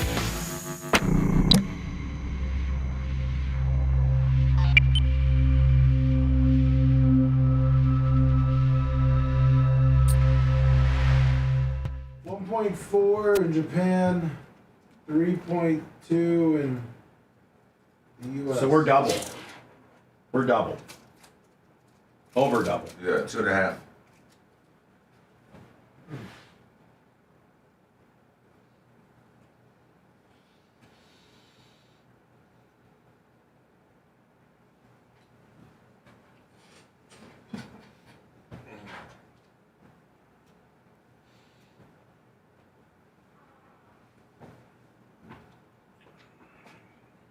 New pilings. What's that? They were talking about the beach. I mean, are they putting pilings on the beach? Yeah, do stop erosion. The ones that stick out? Yeah. All they do is make a scallop beach. They don't stop erosion. Yeah, I know. Well, they got ones that are the balloon-looking ones. They try everything. They tried it on the East Coast 50 years ago. They tried it 50 years ago on not Treasure Island. It doesn't work. Reddington Beach. It's stupid. And I think Treasure Island. Are you seeing that sand rejuvenation project they're doing? Yeah, it's about every 5 years, I feel like. Growing up, you always saw a big hose getting pumped onto the beach. They pump it from like a mile out? Yeah. And they pump it in? Yep. And then after about 3-4 years, it all goes right back out. Could you imagine if you had that contract? You have a lifelong contract. As soon as you go from Tarpon, as soon as you go from Northern Pinellas down to Fort DeSoto, it's probably time to start. It is, yeah. You have to start all the way back up, especially if you get one decent storm. Yeah. Then you gotta definitely the gate quicker.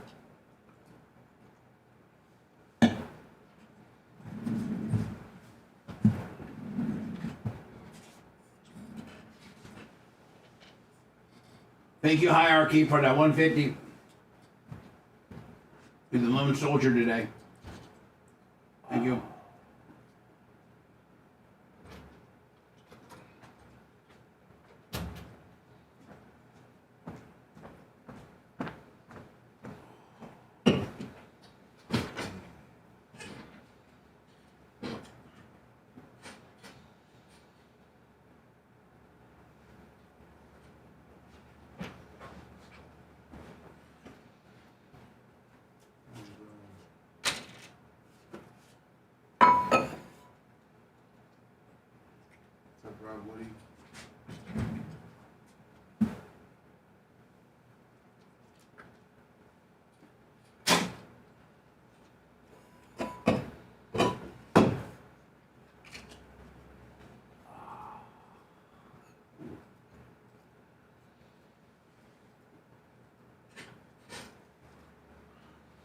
I mean, when did you get a box deposit? Should have been. Thanks, Big Red. 11th or the 12th. What's up, Robbie? Into the truest BRN? Yes.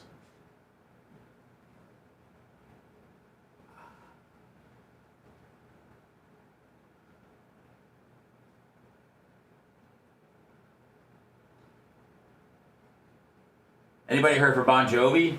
It did not. We did not get an email back from that guy. Fuck. It didn't post. It did not post? Mm-mm. Come here for, you got a minute 16. Play my heart like you play your you. game. You give love a decent name, Lummy. All right, so it's the 13th. So here, the green's on the deposits, right? Yes.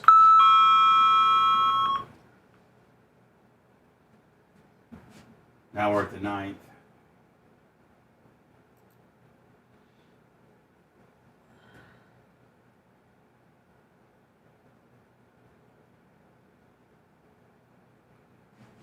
What up, Woody? What's up, Dirt Merchant? That's the 31st. Shazlam. That was for podcasting. Yeah, so. I'll get the confirmation number. I'll pull my email with the receipt. Oh, this is like a massage chair, Lummy. That's nice.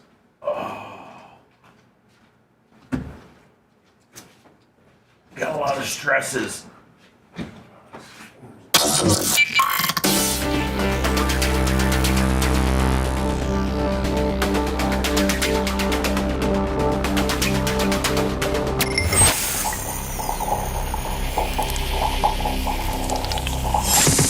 The Bubba the Love Sponge Show, listener supported via PayPal, Venmo, and Cash App. All at the Bubba Army now returns.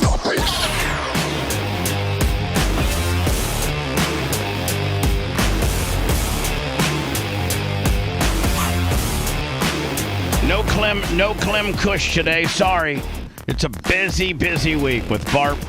Big Red came in here yesterday, Lummy.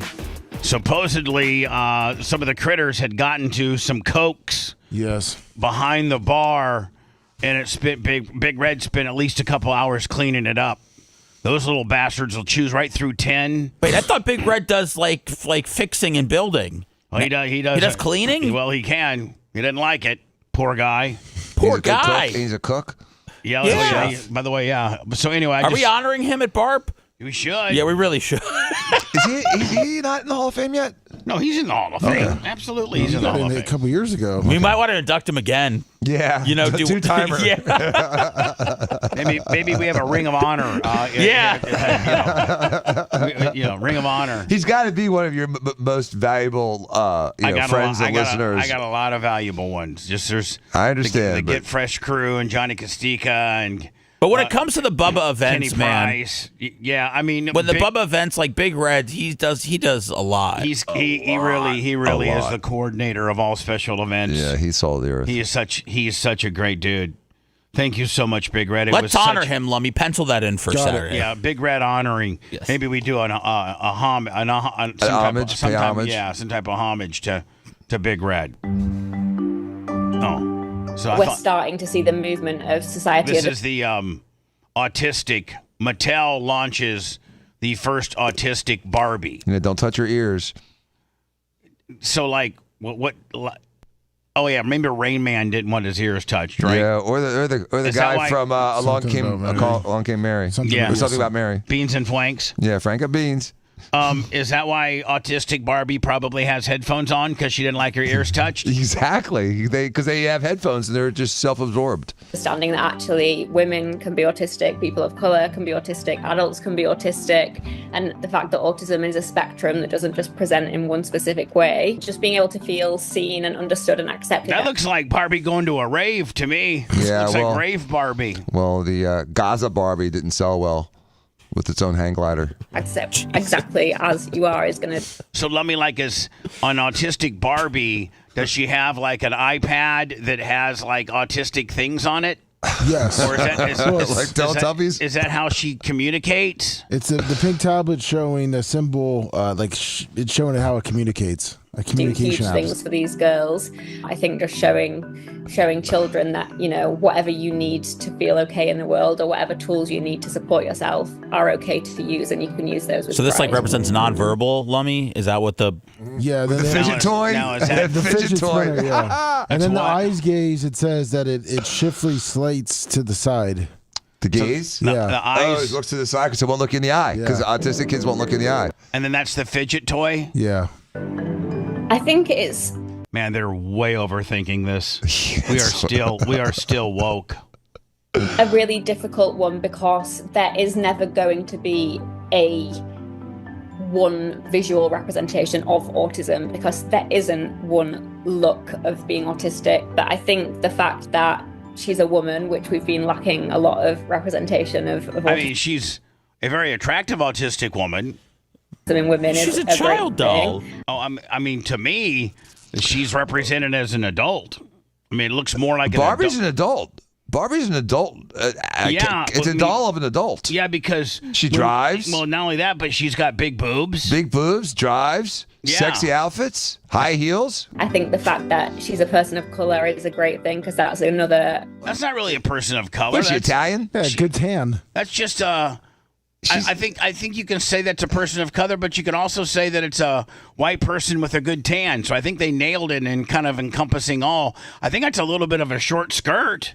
I mean, that looks like getting ready. That's autistic Barbie getting ready to go to the nightclub. Yeah, she's a hoe. It's a flowy skirt, less fabric to skin contact. Another kind of community of fabric autistic to people skin contact. Yeah, that's what they're saying. Yeah. Oh my God. sort of traditionally been underrepresented. See, autism is a moving target. and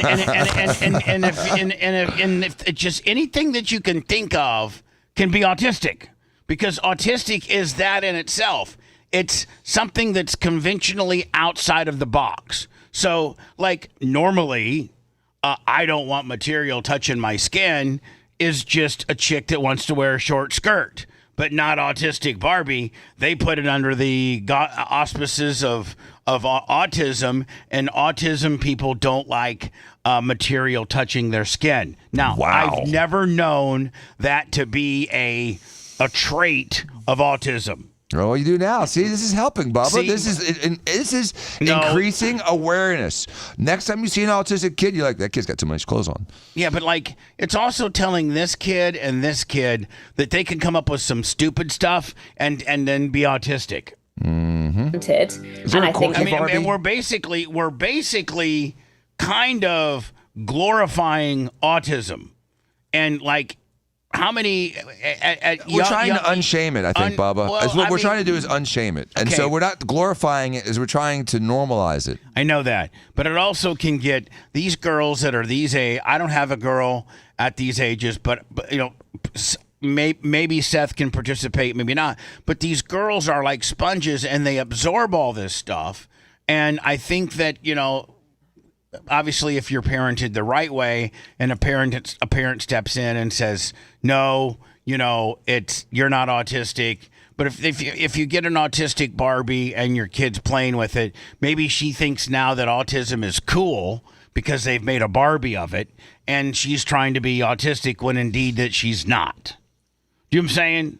Kind of like they're glorifying. As much as you're saying they're trying to bring awareness to it, I'm also thinking that they're glorifying it, and these girls are going to play with this Barbie, think that it's cool, and now they want to be autistic. Mom, I want to be autistic, or I think I'm autistic. Or you get some of these Karen parents that automatically think their kids are autistic.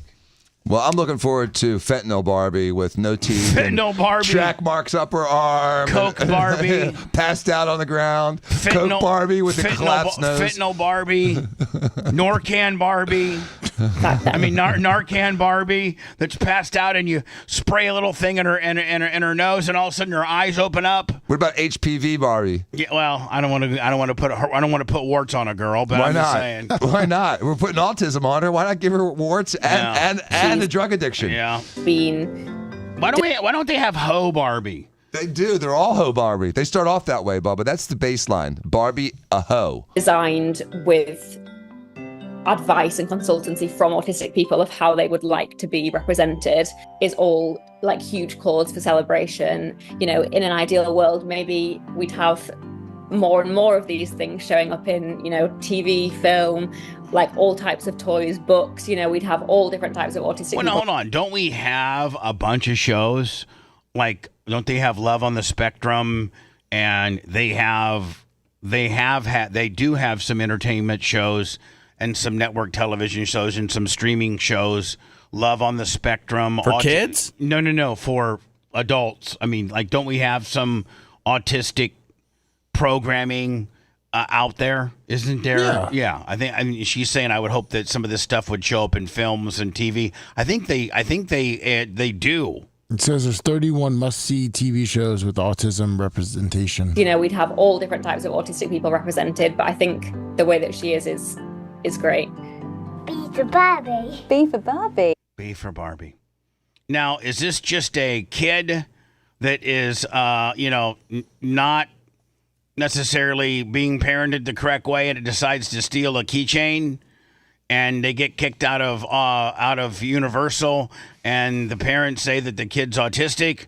Or is this genuinely an autistic kid that stole a keychain? And here's the deal. Do you really need to make that big of a deal out of a kid, whether it's a naughty kid, whether it's an autistic kid, whether it's an unattended kid, whether it's a well-parented kid? Kids are going to be kids, and it's nothing but a stupid-ass keychain worth a couple bucks. Do you make that big a deal out of it? Completely ruin the family's experience at Universal. That they spent $500 to $2,000 on. You're going to bitch about a $2 keychain. You should be able to steal keychains at these places. You're right. They should actually give you one when you walk in. It's part of the package. Yeah. Pay admission, and you get a free keychain. And if we forgot to give one, just take it from the gift store. I mean, now if it's something of a very significant value, yeah, I can understand.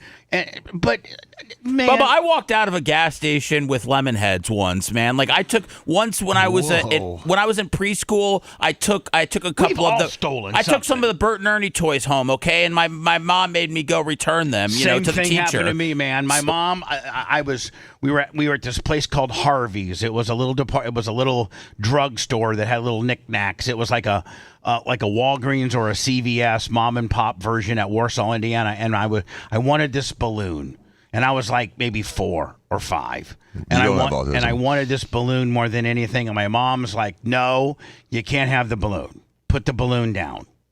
So my mom gets her prescriptions, like it might have been a birth control or whatever the hell it was. We check out, and I'm in the back seat.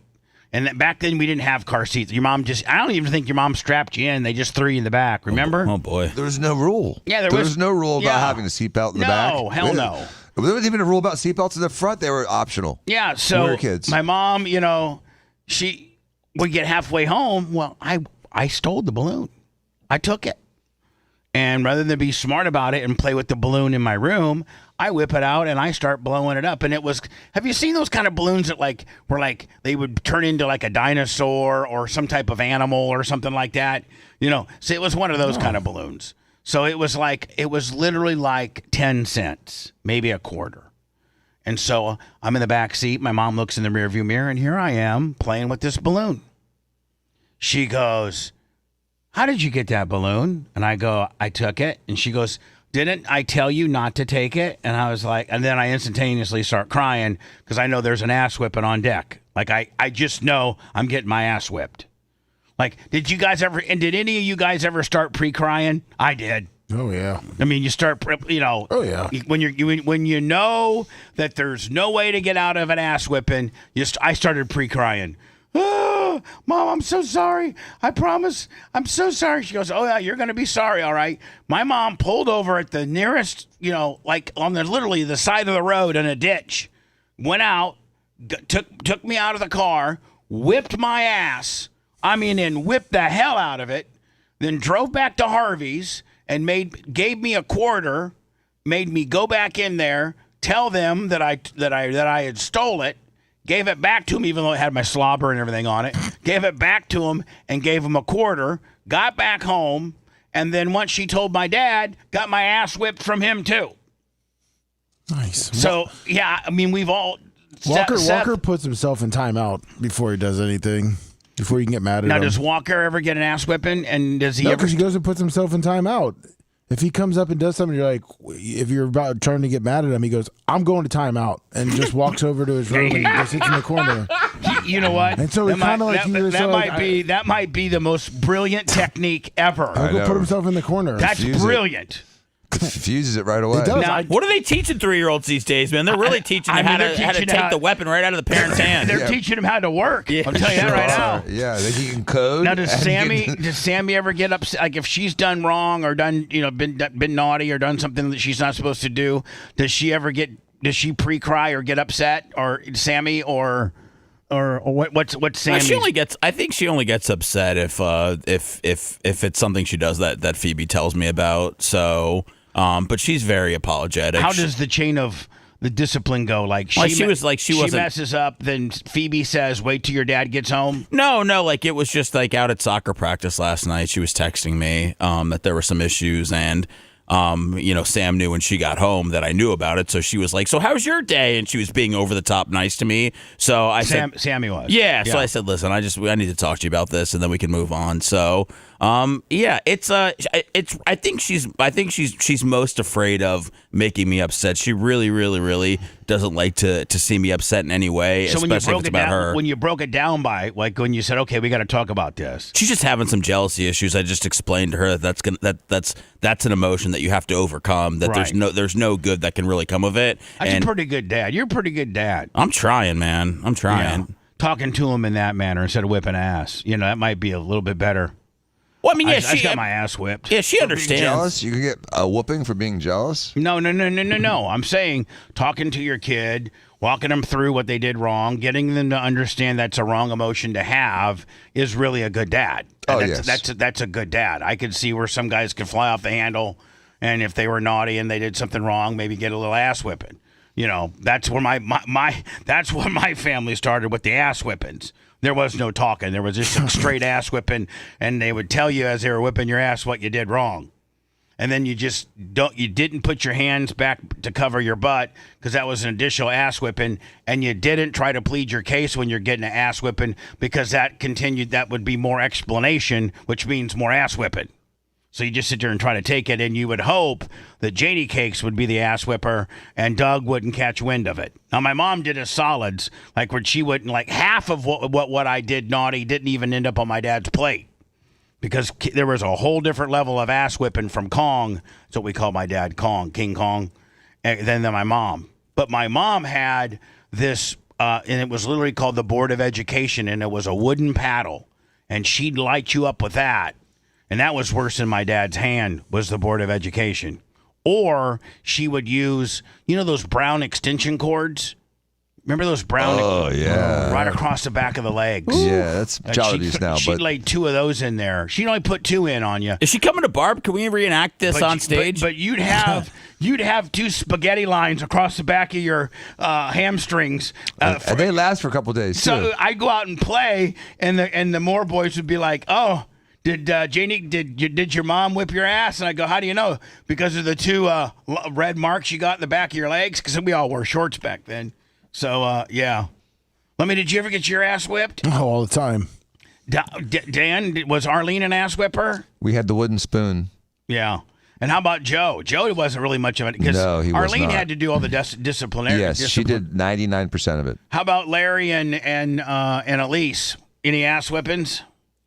Yeah, I got hit a few times. I got hit with a hanger. I got hit with a salad spoon. Maybe the belt once. Yeah, typical. Plastic hangers. Yeah. Yeah, the plastic hangers. Those hurt. They did. Just hope they didn't find the metal one. Or that would wire hangers. Yeah. Or it was a wire one. Or it would break. The plastic one would break on the first one, and it cut you sometimes. Well, but it didn't have near the firmness then on the second one. Yep. And sometimes it would break into pieces, and you could escape.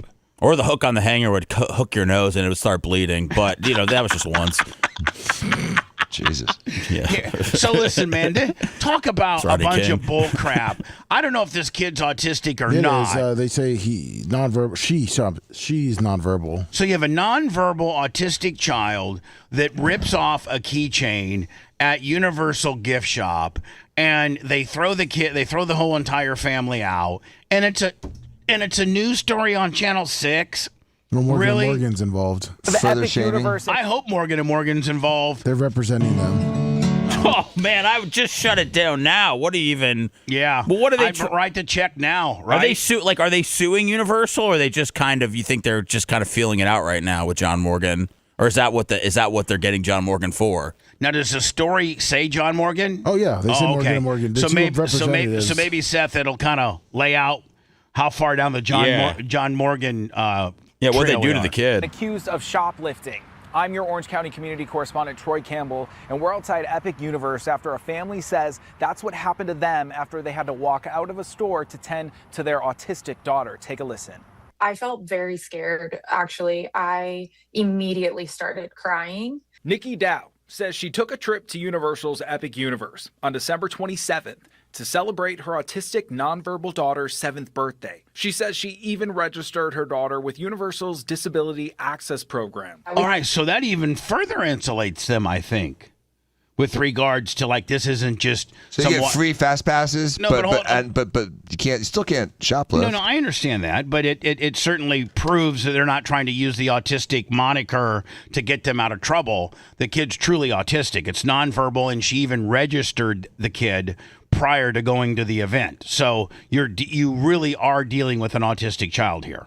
You know what I'm saying? It's not some family that's trying to, that blame bad behavior on autism. This kid really is autistic. Go over her needs and accommodations that are needed for her. And then they emailed me a copy of her disability card. After several hours enjoying the park, Dow says things took a turn. They have a card now? I guess when they're disabled like that? I think, yeah, just so that not you everybody. Just flash the card? Well, I mean, you just I think the parents did the right thing. They pre-registered the kid as being disabled, and so now every Tom, Dick, and Harry just can't say my kid's disabled and get a line pass. They make it so that you have to have a card and pre-register. It really legitimizes your kid's disability. So yeah, I so far I'm on board. Mario themed gift store. We're walking through the store. We're looking at items. We see a little Mario keychain. She gets excited. I hand her the Mario keychain. She clings to it. Dow says moments later, the store became crowded with shoppers and her daughter became agitated. So she took her outside of the store. My husband decided, you know what, you go wait outside. I said, I'm going to go wait outside. He took the tag off of the keychain and he said, I'm going to go grab a few things. I'm going to check out. Dow says her husband took the tag off the keychain and kept it with him inside with the intent to pay for it. However, she says, now hold on. If he's inside the store with the tag, they're not guilty. But if he's not in the store with the tag, then you can interpret that maybe he was or wasn't going to pay for it. But by taking the tag off would, I think, better their stance by saying, the guy, listen, how many times did our mom and dads take us to the grocery store and we wanted a candy bar and our moms would let us eat it and she would just keep the wrapper inside the cart. And then when they went up to pay, they would show them the empty wrapper. Yep. That was acceptable. Yeah. That was, that's kind of like what happened here a little bit. And so if the dad did take the tag off the keychain and was in the store, I can see why Morgan & Morgan took this case, because this, to me, Dan's a slam dunk. An absolute slam dunk. Moments after walking outside of the store. So what are the damages, Bubba? Well, I don't know. I mean, do you think abuse of a process, negligence, liable, and false imprisonment? Is that what Morgan & Morgan to come up with? Yes. All right. So there you go, Dan. Hold on. She was approached by security. He said, I'm security. Are you serious? Man, they put out the best part. They do. Right at top. With Universal, and you need to come with us. You've been caught shoplifting. Dow says she told security her husband was inside the gift store and was going to pay for the $16 keychain. But she says security still took her to an office. And then we went into an interrogation room. He came back in and he said, "Oh my God!" For a $16 keychain. $16, Bubba. That's got a 200% markup that literally they bought on Alibaba for $1.10. Yeah. Orange County Sheriff's Office is on the way to escort you off the premises. You are hereby trespassed for a year. We're going to also. You can see, Dan. You can see why Morgan & Morgan picked this up, because this is a sexy case, and they're going to shove it so far up Universal's ass. sending you a fine in the mail. Dow's attorney, Eric Block with Morgan & Morgan, says he submitted a demand letter to Universal. Did they give her an apology or say we overreacted or we see your husband was trying to pay? No, they actually sent her a demand letter for money, accusing her of retail theft. Dow says Universal isn't considering her daughter's disability, which caused her to walk out of the store in the first place. And here's the deal. Her child's disability, I guess, is in play, but really what's in play, the only piece of evidence that you really need to know is the dad had the tag and was in the store. That shows that's the intent.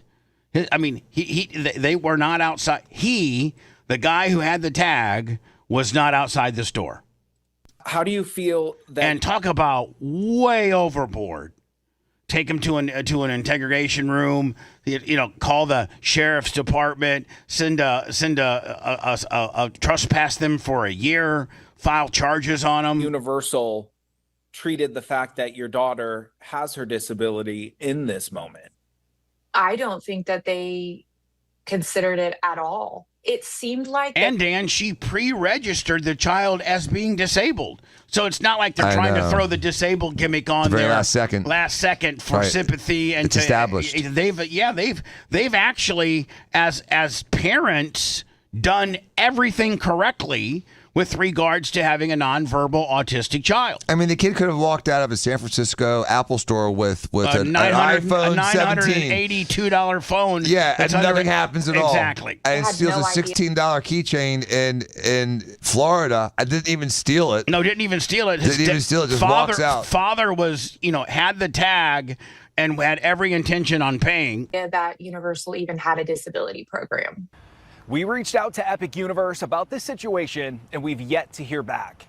Ultimately, Dow says she just hopes that this doesn't happen to any other families. Outside Epic Universe, I'm your Orange County. I'm gonna tell you right now, Dan, and I think you would agree. They're gonna be writing a big check. Yeah, here's the thing, and people with kids with disabilities know this. If your kid has an established disability that's documented, and anyone violates the accommodations necessary for that, it becomes a federal ADA case. Right. And so it's a big problem. And listen, it's a federal ADA case, and it is a big problem. And it's a big problem if it's Johnny's Bait Shop. But when you're Universal Studios that probably has, I don't know, what do you think the value of Universal Studios is? Meaning like billions and billions and billions that can write big checks. You know what I'm saying? Right. If it's Johnny's Bait Shop and she gets kicked out because she stole some grub worms or whatever the hell, that's one thing. But you're saying, like you said, if you have an established disability from a documented established disability, your child that they're supposed to know about and accommodate. And they've pre-registered with Universal that we have a nonverbal autistic child that's in the disability program within your park. I mean, this is no wonder Morgan & Morgan took it, because he's going to slam dunk this one. And then they embarrass him and take him to an interrogation room, and then call the Orange County Sheriff's Department and have him escorted out of the park, and then trespass him for a year, and then Dan, and then the humiliation they have to. Just the news story in itself is humiliating. Yeah. Hey, right? Joe, you want to go to Universal? No, I can't. I've been trespassed for a year. I'm not allowed on property for a year. Because my daughter didn't steal a keychain worth $16. If you're the person that runs Universal and you're talking to your loss prevention people, you'd be like, there's the letter of the law and the spirit of the law.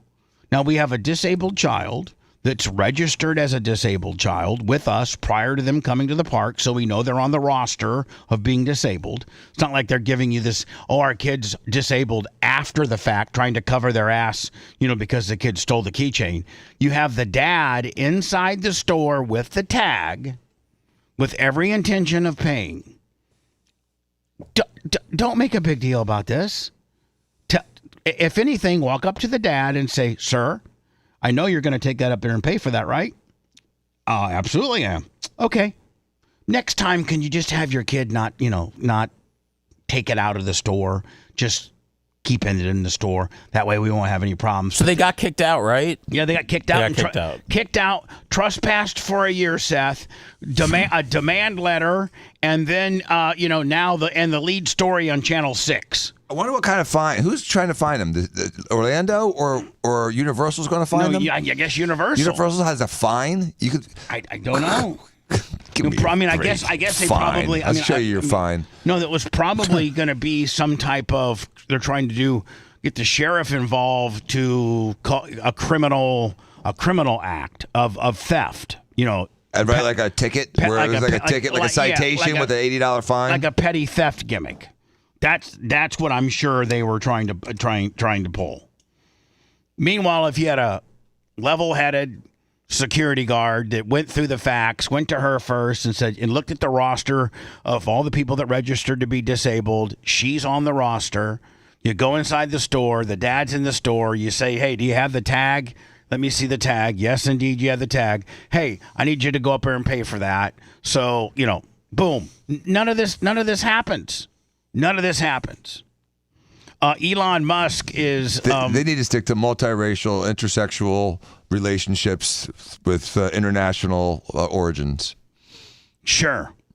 That sounds great. They probably had less problems with that than they poor little nonverbal autistic girl who wanted a Super Mario keychain. And I'll tell you what John Morgan should be suing for: price gouging. $16 for a Mario keychain. Yeah, no kidding. When you bought it on Alibaba for 94 cents. That's. Don't we have gouging laws in Florida? After you paid like $200 to get in. I guarantee it was more than that. Jeez. 3 people, a child and 2 adults. $500 probably, close to $500 just for the tickets to get in. That doesn't include food, transportation, parking, the hotel they may have stayed at. Or the $16 keychain. Or the $16 keychain. Hi, which, who's this? Which will fall apart in about 2 days. You're on the air. Go ahead. Hey, what's going on? It's Pedro. How are you guys? How's your cancer? I ended up in the hospital Sunday night. I took a hot shower and apparently put me over the edge. And I felt like I was being electrocuted in the shower by 220. Next thing I know, I wake up in the ER. You need to find loose-fitting clothes. So what? So of course, hold on now. Naked as a jaybird, and all these EMS people are in there and crap. So, all right, so but I came home. All right, so hold on. Let's walk this back a little bit, Pedro. So you currently are going through a brain tumor gimmick, right? Not a gimmick, but yeah, we're going through a brain tumor deal. I mean, and you've had a couple? I think you've had multiple surgeries on your brain cancer, correct? Yeah, that, and I do maintenance chemotherapy. Like I do 5 days on, 23 days off, and I'll be doing that for the foreseeable future. And I started again here shortly, actually. How much of the brain? How much did they remove when you had your surgeries, or have had your surgeries? My surgery took place back in May 29th, and they removed about a lime-sized chunk of something called a glioblastoma out of the right side behind my ear, which is right near the optic nerve or the optic center of your brain. And so are you blind? No, actually, I'm fully ambulatory, but my eyesight gets messed up once in a while, especially when I get hot. I'm finding that as I get more heated by the sun or by doing things, it seems as though my blood pressure increases, which puts pressure on my brain, which so you're ends saying up being a bad thing. Being hot, taking a hot shower, being just physically hot, it certainly affects this brain situation.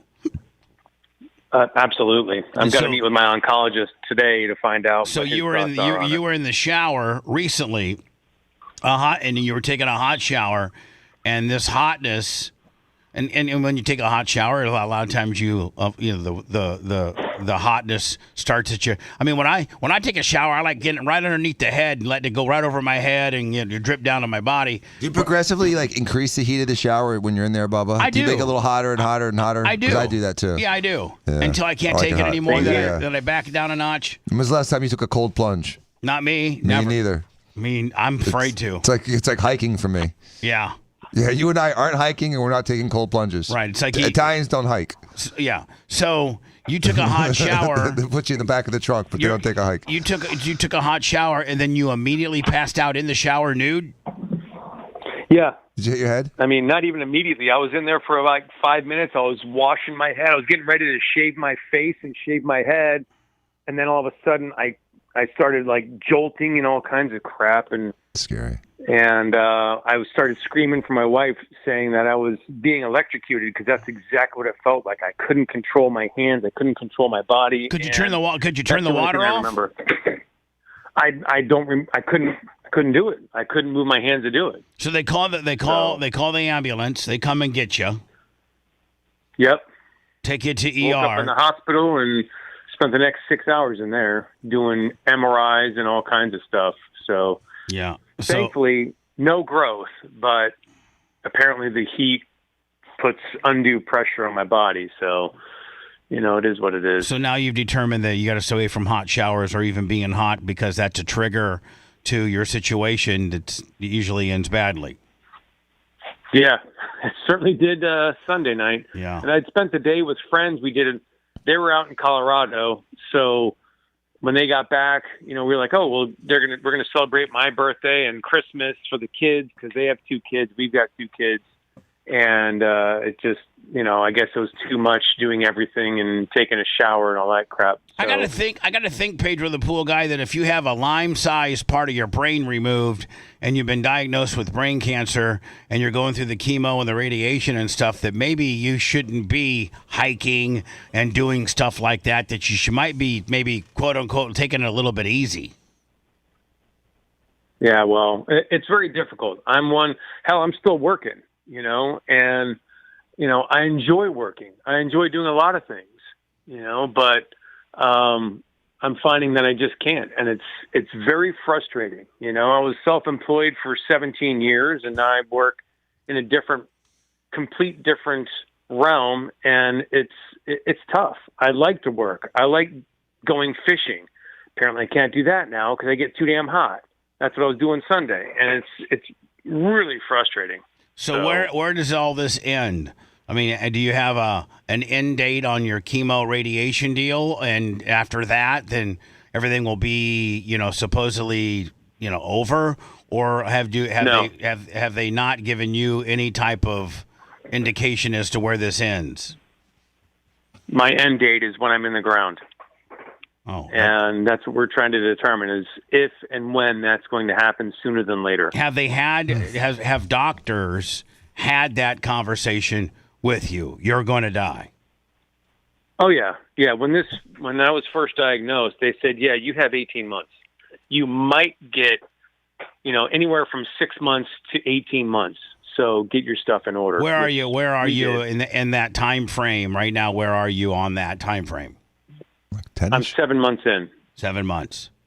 Wow, this is... So, Bubba, when people have stuff like this going on, and Pedro, I get this, they don't want to stop doing the things that they were able to do before they get the diagnosis. That makes them feel like they're not sick. That makes them feel like they still have purpose. That makes them feel better, because when you start checking off things like, okay, now I can't fish. Now I can't ride my bike. Now I can't ride my motorcycle. Now I can't have sex. Now I have to poop in a bag. As you start checking those things off, your life and your quality of life and your self-dignity go down. So I understand what he's doing here, Bubba, and that is he's trying to hold on to the things in life that really represent him and define him. And make him happy. And make you happy. And I'm so happy you're able to do these things still. Keep doing them. Keep embracing what you can still do, and don't get hung up on what you can't do anymore. Well, I'll tell you what. One of the biggest things is driving. My license was revoked, and I won't be getting it back, apparently. And why? Because you have brain cancer. They feel seizures. You might have like a seizure or a flare up, and then next thing you know, you're head on into somebody. Or like, what was the reasoning for the revocation of your license, the revocation of your license? 100%, Bubba. That's exactly it. The state of Florida is afraid that with something like this, it's still an uncontrolled seizure situation. So, they're afraid that I could have a seizure while driving. And you've had a seizure? While driving, no. But you've had seizures. But we were when our oldest was in town from the Navy. We went out to a virtual reality store and like played a virtual reality game. And just standing by the window, my legs got hot and I almost had a seizure. So, you know, if I were driving that, I gotta think. Hold on though, but I gotta think putting on a set of big goggles and you doing Johnny virtual reality, that might be overstimulation for your brain as well. Like that might be something you might want to stay away from. You should have virtually visited the store. You should have watched your kids play virtual reality games and chilled out and remained cool. Pedro, you gotta pick and choose what you do. And I think that you're choosing some of the wrong things. And I'm not trying to be a dick. I just don't want to see you getting, in the hospital again. Yeah, I know. I understand. Obviously, going forward from that day, I'm not doing any kind of virtual reality. No, and here's the deal. I mean, I think if heat and hotness is the boogeyman and is what causes you your issues. Let's go ice fishing. Why can't you go fishing? Like we're in the middle of a cold spell right now, where you would literally need at least a sweatshirt, and maybe some sweatpants to go fishing, and you wouldn't be hot because it's, if you just, unless you were out wearing full winter gear where you could get hot. So, like, you could go fishing on cool days where you're not going to get overheated. So I wouldn't think that they could take fishing out of the equation altogether on cool days, right? Well, the issue that occurred was we were in my backyard fishing in the lake, and it wasn't that it was hot. It was that the sun, because it's cooler, just was absolutely intense, and that's what started everything. What about an overcast day? I haven't gone yet. All right, well, so I don't think you got to take fishing out of the equation. You just have to be smart about when you fish. The sun's go not north and fish. Like that, literally, like ice fish or fish in the Northeast or someplace like that. Have a trip. Go to Alaska. Have a fishing trip in the north. You don't have a lot of time left, so maybe start traveling a little bit to colder areas and stay cold and do cool stuff. Pedro. Yeah, it's gonna be. We went on a cruise, a 9-day cruise, which was. I've never been on one. That was a lot of fun. It's going to be sad, Pedro, to know that, someday you're going to die.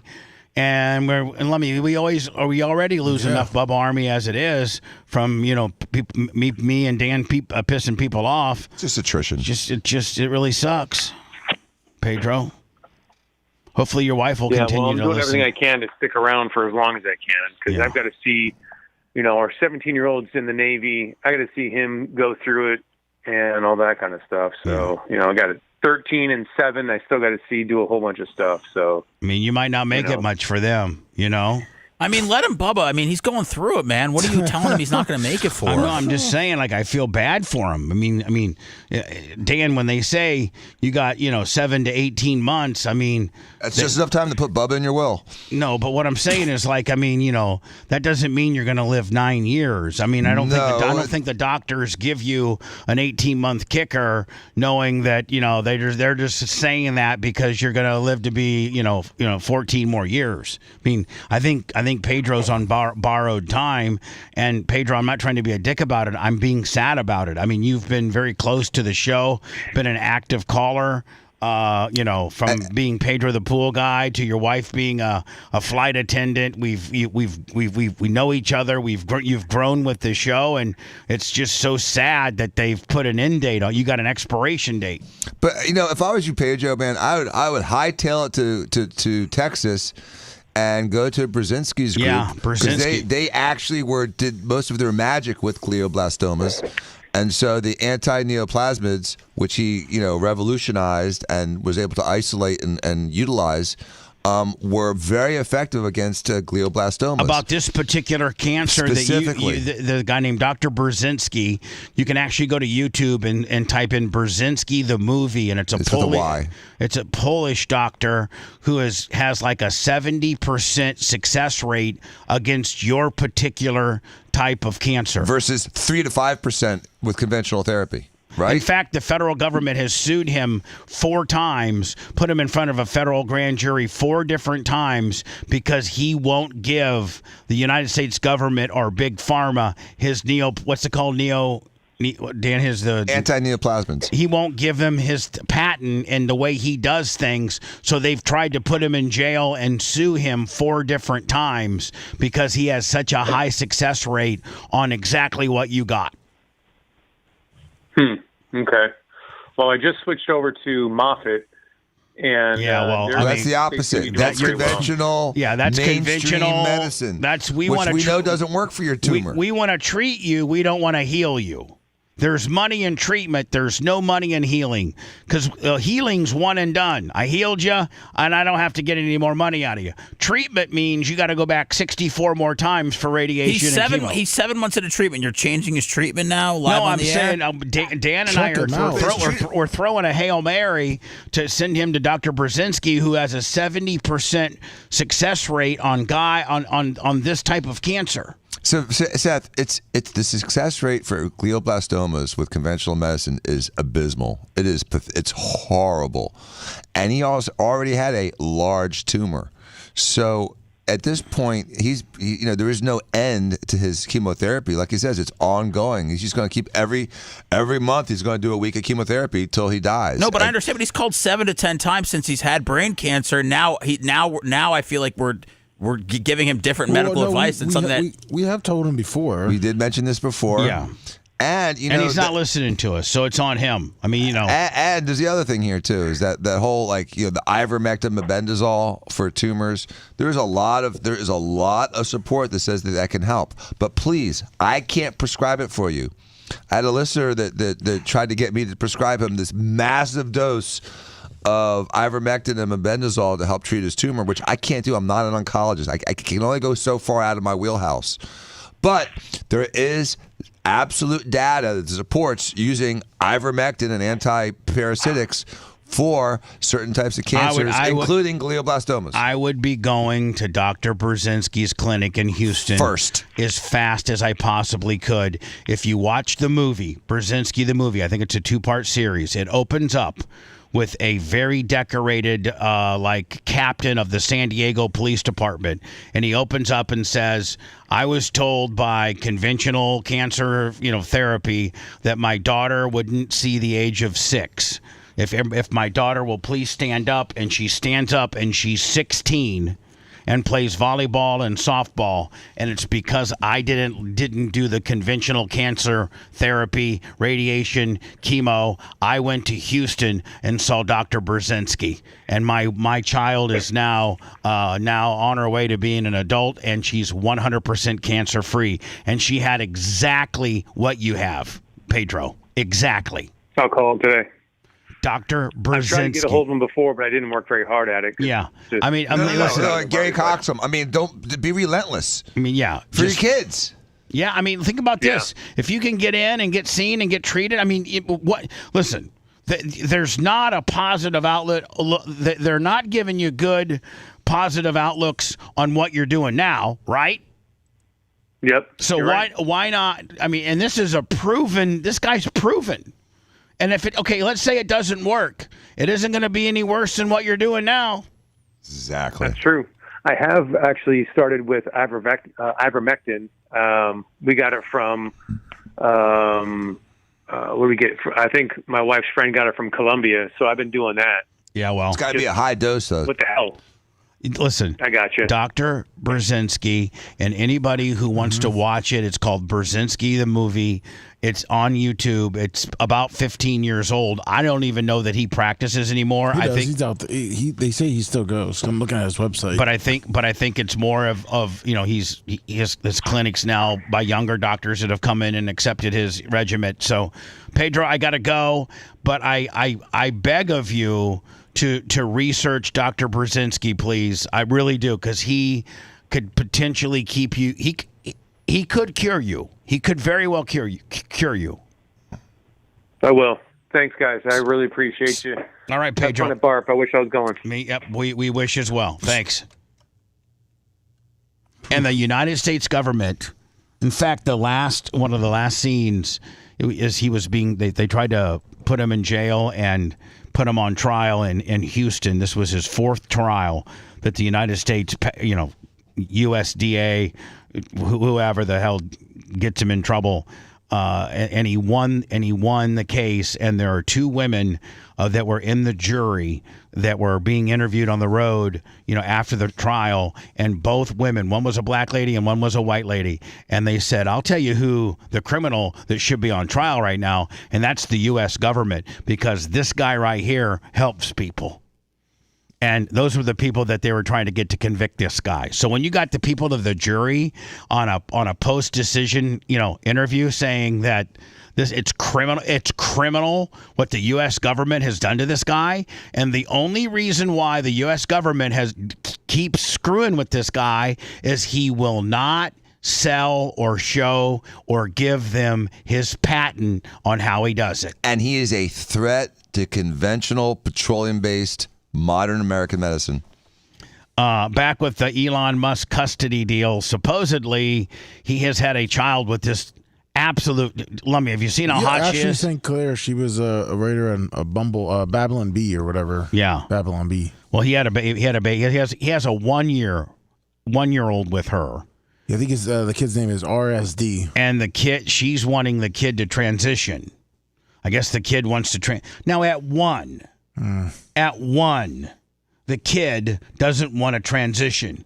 The parent is trying to get them to transition, because at one, nobody knows what the hell they want. It's almost Munchausen by proxy that she's going to sabotage this kid's childhood, labeling the child as transgender when the kid has absolutely Munchausen syndrome by proxy. Okay, I just say she doesn't want to transition the kid. She supports trans people, and so that's what Elon's having. He's turning that into. So she doesn't want to transition the kid, but she supports those that want to do that on, once they get old enough to decide. Yeah. And Elon wants full custody. So we'll see how that works out. We'll do that story next and a few others. Stand by. Want to listen to the show on demand and on the go? Enlist today at BubbaArmyHQ.com. Sign up and start listening. The Bubba the Love Sponge Show will be back after this.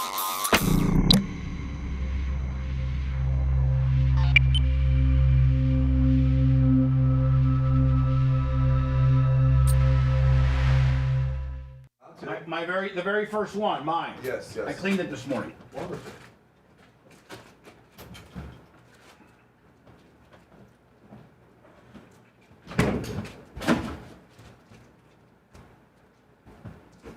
Seth, what grade is Sammy in?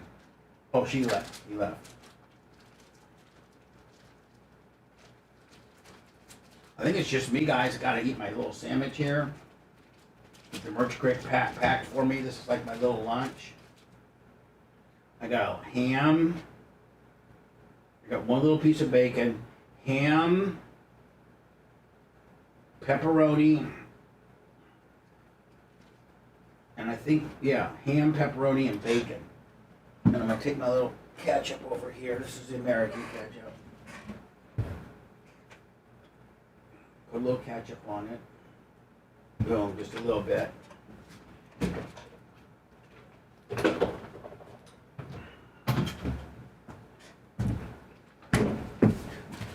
Did you see it? Well, yeah, it's beautiful. It's very clean. It's not beautiful, but it's better. It's way better. It was gross before.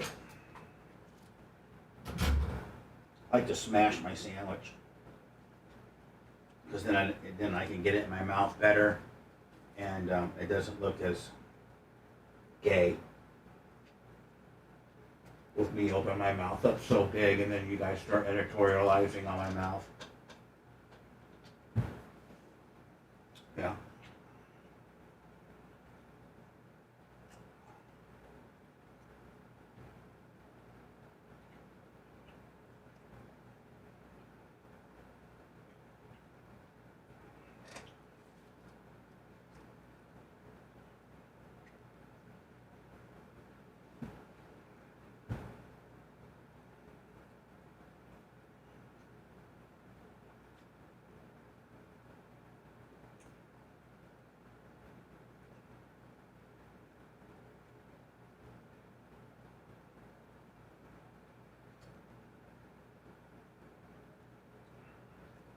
Looking at my PayPal. Looks like Hierarchy is the only guy that stepped up today.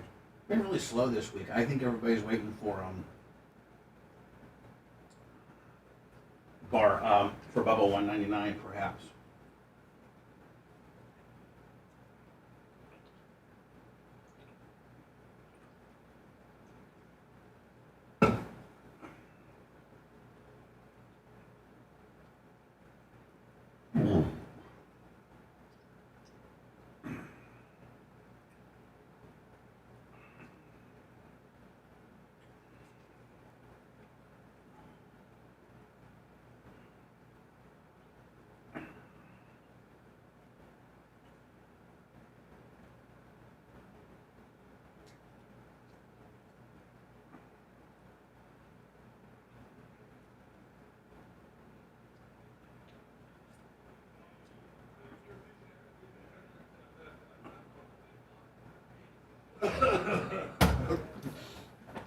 It's Ichiro. What's this? It's Ichiro.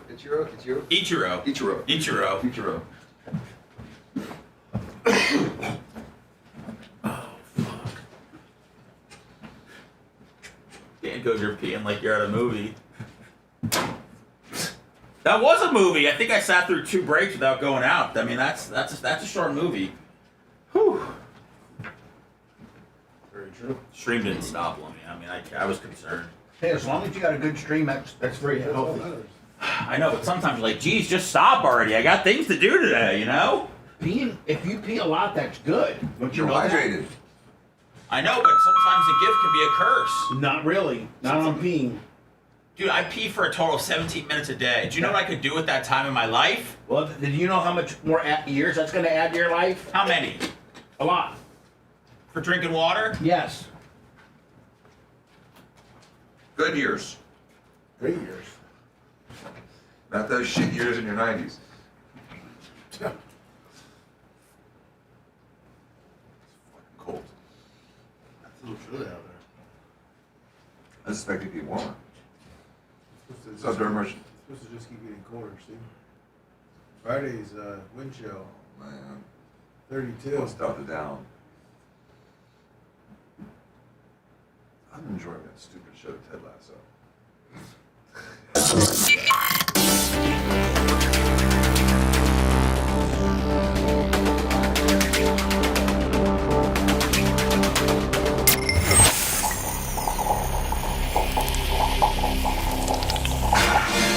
Tired of skyrocketing cable bills and endless streaming subscriptions eating up your wallet every month, and you're still missing that big game? Say hello to the Box, the ultimate streaming device that changes everything. With the Box, get thousands of live channels, blockbuster movies on demand, premium sports, PPV events, and international entertainment, all with no monthly fees. Up to 8K crystal clear HD picture quality, voice control remote, and easy setup. Just plug it in, connect to your internet, and start watching from anywhere. Cut the cord today and save hundreds. Order your box now. Getabox.com. Go to getabox.com. Use promo code BUBBA and get $25 off your box. Getabox.com. Stop paying for TV. Requires internet connection. Available while supplies last. The Bubba the Love Sponge Show, listener supported via PayPal, Venmo, and Cash App, all at the Bubba Army, now returns. Frank Saliendo. Hey, Frank Saliendo, what are you doing? That's a Sicilian redneck. Yeah. Thank you. $20 on the PayPal. PayPal, Venmo, Cash App. All at the Bubba Army. Appreciate you. Yeah, you got that nice little QR code up in the corner too, so takes you right to our Bubba Army support page. Where's the QR code up here on the feed? Yeah, on the screen, just right to the top where the right live is. Let me see. Oh, I see it now. I had it minimized, maximized. Appreciate it. Yeah, hit that. I mean, I think you would take your phone, take a picture of it, right? Yep. Then it takes you to our link tree. That's right. Every once in a while, every two or so times a week, I'll play a little Simon Investigations Instagram. This is from when he was on, I think, Matt Cox, just probably before he did my show last week. Hopefully we'll have that. I know that Gary is absolutely in the weeds. Yeah, I think he's almost done with it. He's trying to get it done by tomorrow. And we'll drop the Tom Simon podcast that he did with me last week. Drops tomorrow. Oh, thank you, Gary. Here is he does little short excerpts every day. Every day he puts up a new piece on his Facebook and on his Instagram, both of which are Simon Investigations. He's also a for-hire private investigator as well. Here's his. I think this is his Matt Cox exchange. This is his. He always has like little stories of things that happen federally and things like that. He's a good storyteller. Time for a prison corrections officer to have sex with an inmate. I've heard that. I think the idea is that it's considered to be a sex crime because the power dynamic between the guard and the inmate is just so vast that it's almost like a child. Dan, 26 years, worked for the FBI and had, I don't know how many opportunities to be promoted, to manager and even higher up than that. But he loved, that would mean he would not be in the field actually doing the work. He'd be managing people in the field, and he denied every opportunity for a promotion he turned down. He's like Maverick. He wanted to stay in the field. 26 years. Well, they can't consent. Right. So there was a woman. Let me wait till you hear the story that he tells about a guy he caught in Chicago. And this guy was a Seth. Do you ever remember the Aragon the Aragon Ballroom? Have you? Your mom and dad would certainly know. It was world famous. Kind of probably back when your mom and dad were growing up. It's called the Aragon Ballroom. And the story that he has that he tells on my podcast has to do with the number one salsa dancer of the Aragon Ballroom and how he had bamboozled this woman out of a lot of money and then fled to Mexico. And Tom had to somehow get him back to Chicago. It's a movie right there. Yeah. Oh, yeah. It's absolutely. Woman from Thailand, and she was going to be sent. She was there on an immigration detainer. I don't know what crime she committed that wound her up there to begin with, but she's waiting to be deported to Thailand. And there was a guard there named Richard who took a liking to her, and began accepting oral favors from her. This Thai woman was no fool. At one point, when she accepts his load, she takes her shirt, kept the sample, spits it into the shirt. And then like crumples it up and like puts it in her cell and then reports it. Mm-hmm. And then my buddy Elliot gets the case and he interviews her. Very interesting. Do you have any proof? She goes, why, yes, I do. And she basically delivers him the soiled jumpsuit, which he then has to get a DNA sample of the guard. Oh, man. I got to think the minute, Dan, doesn't DNA come to there's only 1 in 1 billionth person, when you get a match, it's a match. It's a code. When they got your DNA locked in, there's no other human being on the planet that it could be. The only way it doesn't work is if it's contaminated with another DNA. Or a lot of times, Dan, identical twins will have almost identical DNAs. They have identical DNA. Yeah, so that's the only loophole. So if if you don't have a twin, if you're not one of the Nash brothers, I haven't been cloned. Yeah, I'm really surprised. He seems like a bit of a classy guy, to use a word like load. I'm really surprised that he went with that. Yeah, me too. I was a little taken back by it. I would thought maybe something. After she... Yeah, there was soil down there. There was a soiled jumpsuit down the road. After she accepted his liquid party, something like that, right? Maybe he's right. Thanks, Seth. The FBI lab, and it came back with his stuff on it. Right? Pretty solid case. Yeah, you would think. Right. And so he gets charged, pleads guilty. My favorite part of the story is, do you know what the guard's name was? I said it was Richard. His last name was Seaman. His name, and I swear to God, you could Google it, was Dick Seaman. Really? Yeah. Dick Seaman, and this was his crime, and that was his undoing. So I got all the media there on the courthouse steps. I'm talking about Dick Seaman this, Dick Seaman that. A prisoner cannot consent to have sexual relations with a prison guard. So that was him, Lummy, back in the day when he was an agent. He was down the courthouse steps. The cameramen flocked to him and started asking him questions. And then he starts sprinting down the street, like running away from the cameraman. The cameramen are thrilled because they got the most boring job in the world. They start running after him. In federal court, that's him running from a news camera after he pleaded not guilty in federal court this afternoon. Seaman was released after posting an unsecured bond of $50,000, co-signed by his wife. And he runs up the street. He runs to the outdoor shopping center. They're chasing him around the shopping center. So given all that, how much time are you going to give Dick Seaman? 12 months. All right, so he loses his job, right? Yeah, of course. Right off the bat. And so you're saying he gets 1 year in prison. You get me rattled. So he plays these games with Matt as to guess the amount of time. Matt, having done time, usually is pretty good at predicting what the guy gets. I tried to ask Tom if we could start playing that game. He's like, nah, it's kind of Matt's game. We'll play a different game with you. So we're going to have a different game next time he comes on. So I don't know what it's going to be. 14 months. All right. Correct answer, 20 months. It is a crime. All right, so 20 months. Oh, that's not bad. That's 2 years. Yeah. And I'm assuming you're probably a registered felon at that time. Has announced that he intends to seek Elon Musk has announced that he intends to seek full custody of his youngest son, Romulus, following public statements made by the child's mother, Ashley St. Clair, regarding transgender issues. The development has intensified an already highly public and contentious custody and support dispute between the Tesla and SpaceX CEO and the How many kids does he have? Doesn't he have 13. How many? 13. 13. Incredible. I feel immense guilt for my role, and even more guilt that things I've said in the past may have caused my son's sister more pain. I don't really know. I don't really know how to make amends for many of these things, but I've been trying to incredibly hard privately to learn. Jay's here. Yeah, I got his mic up. You told me to anytime anyone comes in, no matter what, just say someone's exactly. name. Thank you very much. It worked flawlessly there. Thank you. Her other kid's transgender. That's what it is. It's not his kid. It's her other kid. Conservative author turned commentator.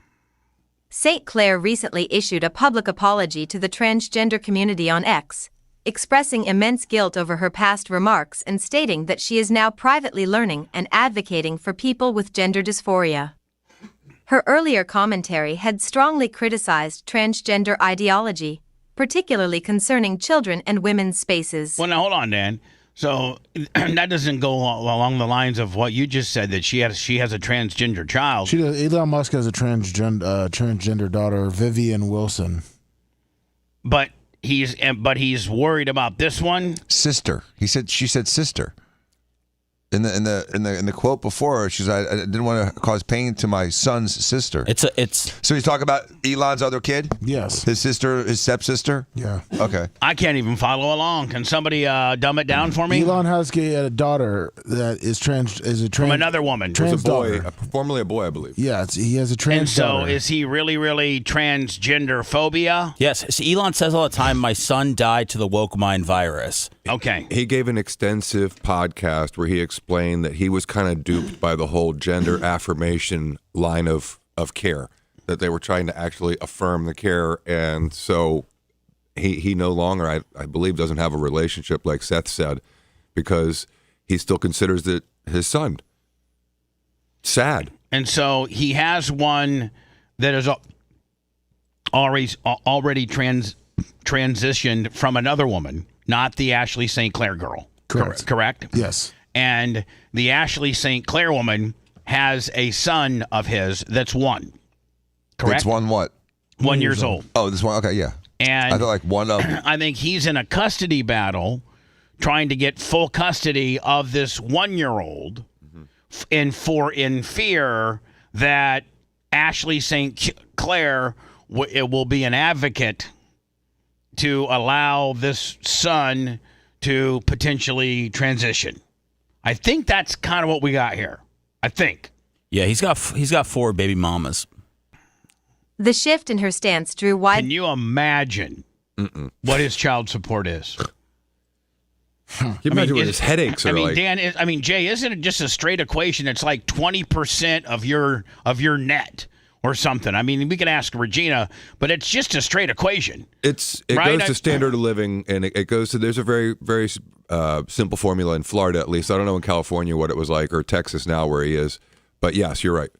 But, like, you know, and it really doesn't matter, you know, like, it's just strictly on what the man or woman, whoever's paying the support, what they earn. But, you know, one would think that the court would put a cap on it by saying, okay, if you got a guy that's the richest man in the world and he would score, you know, $350,000 a month child support or some just astronomical number that you put, like, it doesn't cost that much to raise a kid. But I don't think that they have those caps. I don't think they do. That's why these athletes have to pay sometimes 80, 90, 100. What was P. Diddy's child support? They were bringing all that up when he was on trial. Like, I forget how much it was, like 50, 60, 70,000 a kid or something like that. Yep. Spread attention online. In response, Musk stated that he would file for full custody, claiming that St. Clair's comments suggested a willingness to support gender transition decisions involving their 1-year-old son. I will be filing for full custody today, Musk wrote, citing concerns over the child's well-being. The situation also resurfaced Musk's strained relationship with his older child, Vivian Jenna Wilson, who transitioned after turning 18 and legally severed ties with him in 2022. Well, I mean, that's the way to do it. I mean, if you're going to transition, you wait till you're 18. And if your parents, whichever one, does not support it, you have the right to sever ties with your parent because you're 18. It's sad that you would do that, but that's the way to do it, right? Wait till you're an adult. You can make your own decision on what you want to do with your body, your sexuality. You know, if you want to go for surgeries and the various things you can do. What I have the biggest problem with is when, you know, these surgeries are allowed to be to happen while they're not of age or an adult, and the parents start this process at like 13, 14. That, in my opinion, which I think the current administration is putting a stop to all that. It's going to the Supreme Court by chance today. They're doing oral arguments on it today. Today. Yes. With regards to the topic we're speaking about. Yes, with regard to the fairness and safety of allowing transgender females who were born biological males to compete with females. And so that question is up in 2 different cases at the Supreme Court today. So that's more of like athletic competition type caveat. Well, the one is the competition and the one is this, whether or not states can limit child affirmation care, meaning puberty blockers, top surgery, bottom surgery for minors, because one of the states had that law. There's now, I think, 13 or 17 states that have it. So it's a really important case. Dan, aren't they really, with regards to plastic surgery, you can't haul your 16-year-old in there and get a new set of knockers unless the parents both agree, right? Well, that's interesting, yes. Correct. And I think that's really where this stops, is when lawyers take on medical malpractice cases against these providers of child or gender affirmating care, which is not really trying to affirm anything. They're trying to change the biological makeup of the child. Gender altering care. It's really gender altering care. So it's all about, you know, and by the way, Bubba, it's battery when you do something to a minor without parental consent. Right. And so this whole, like, you know, bypass the parents on these situation things is going to be destroyed. And the surgeons have every right to, if it's against their code of morality, to say no. 15 years ago, men used to come to yes. Danny, and Danny wasn't comfortable with it before the transgender thing, Bubba. I don't even know if you know this, but men would come to Danny seeking augmentations, and Danny was not comfortable doing it. That's not true. There were men, and I did it. So you're wrong. You're 100% wrong. I thought you didn't do it. No, I do, because I accept I always have. Really? I accept the transgender community. I just don't think there's 2 parts of it that I have a problem with, Bubba. I don't care what people do. I don't care if they're gay, if they're heterosexual. I don't care if they're black, white, tall, fat, skinny, drunk. I don't care. I don't care. I don't think you went drunk. I don't think you went drunk once in there. No. I think you said drunk. I know, but I don't care. I don't care. There's 2 problems I have with the last 8 years of the whole gender conversation. And those two things are. Hold on. As a surgeon. As a human. Oh, okay. As a human. Okay. The first is bypassing the parents for any operation, even for pronouns, is unconscionable. It's your kid.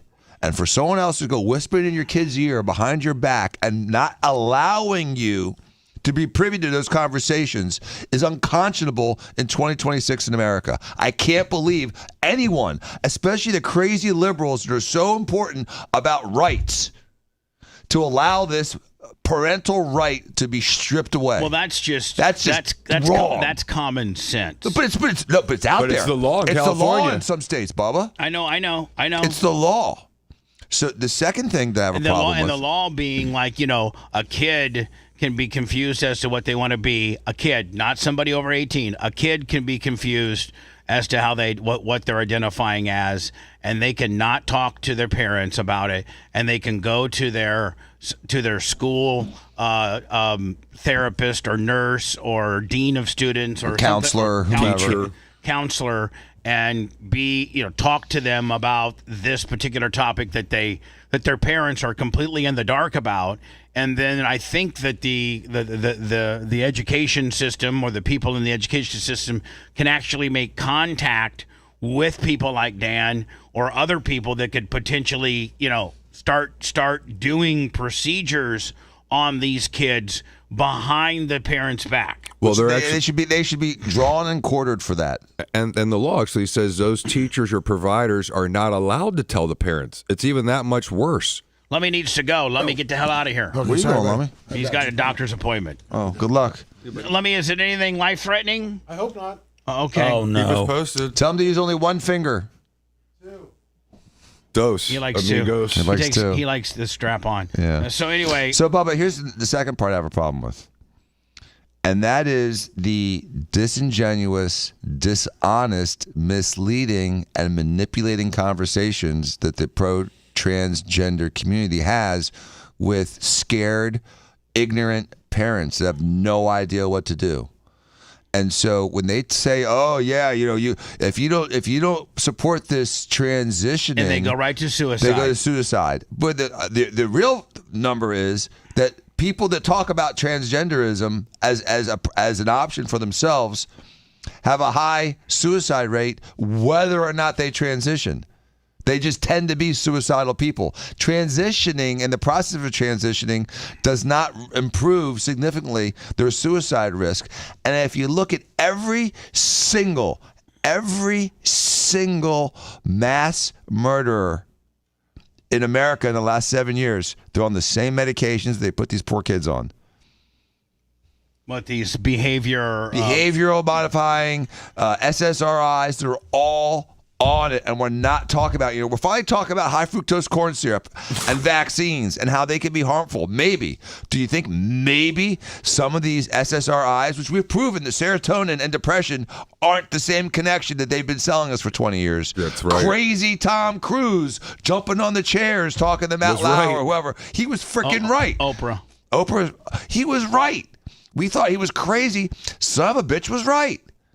So we have lost our way in America when it comes to treating everything from our diets to our children. And I'm glad at least now we are stepping back and reevaluating the messages. Jay, is there an indication on how the Supreme Court is leaning right now? I mean, is there any? The 6-3 makes a difference right now.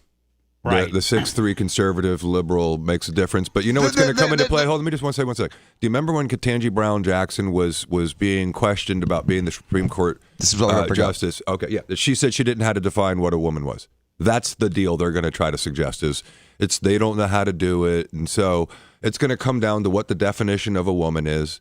I believe that the 6th conservative justices will say that it's biological, determined at birth. How else can it be? Because there's a physiological definition of man and woman, and then there's a legal definition of man and woman, and that's the thing that they're trying to just differentiate.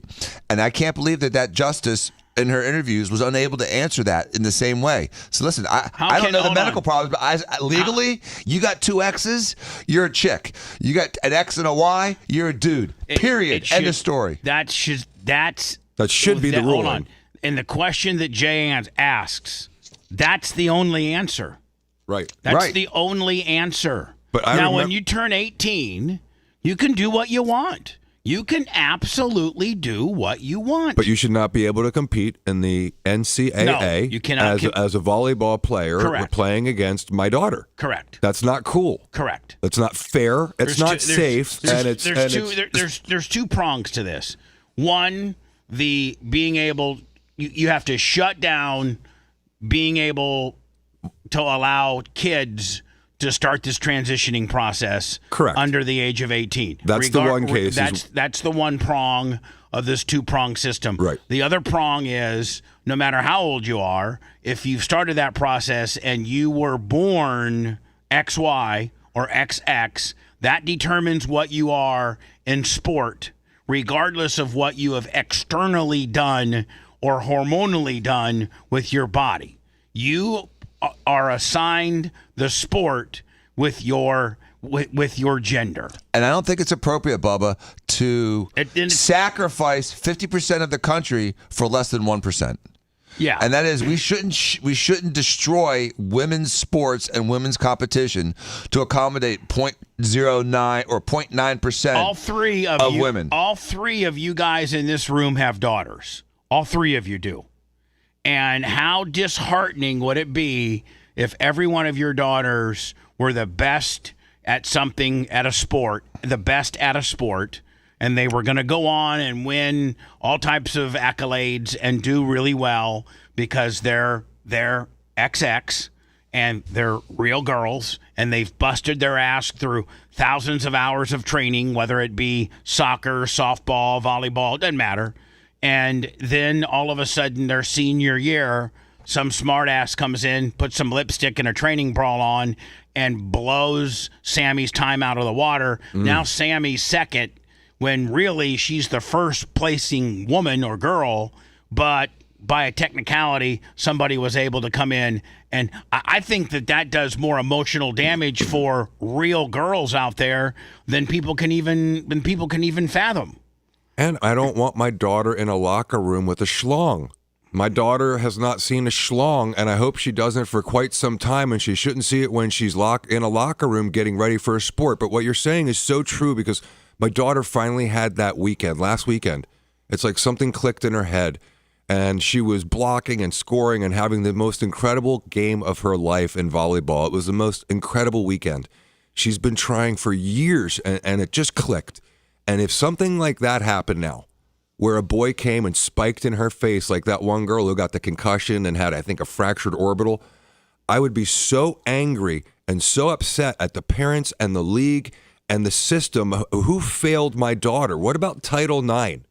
You know, these supposed rules to protect women in women's sports, not destroy women in women's sports. You'd be so pissed if Danny shaved, put a wig on, and a dress, and spiked the ball in your daughter's face. He'd be good as hell, too, Which Danny he would. He sure would be. He could pick it up tomorrow, and he'd probably be able to make up all the gains my daughter did in 3 or 4 years in 3 or 4 months. Musk has previously said he felt misled into consenting to medical treatment and has publicly criticized gender-affirming care for minors. So he misled. Exactly what I'm saying. But hold on, it seems like he has been a parent that at one time allowed an underage child to start this process of transitioning because he got duped by the crazy system that was in place 3 years ago. St. Clair, who co-authored the children's book Elephants Are Not Birds in 2021, a story emphasizing fixed biological identity, has faced backlash from both conservatives and progressives over her ideological shift. Some critics now question the sincerity of her past political positioning. The custody battle follows months of legal disputes. St. Clair revealed Musk's paternity publicly in early 2025 and later filed for sole custody and child support in New York Supreme Court.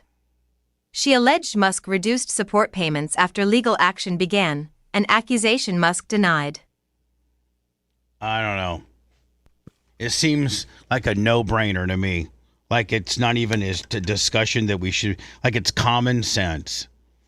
Boys are boys and girls are girls, and if you want to change that, wait till you're 18 and then go ahead and do whatever you want. I think Dan said it best. I don't care what you are, as long as you're not drunk.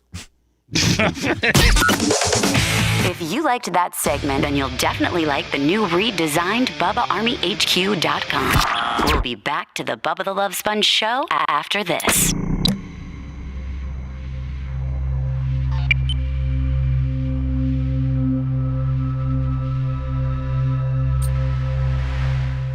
There's a commercial now where they're talking about this company, Parasite, and how people are misdiagnosed and it's fatigued and it's sleeping and all the issues everyone has. Everyone has these issues, and that you can take this Parasite medication, and the primary medication is ivermectin. It's just crazy. Could you imagine them trying to do that 2021? They could. They'd be arrested. They'd be literally arrested.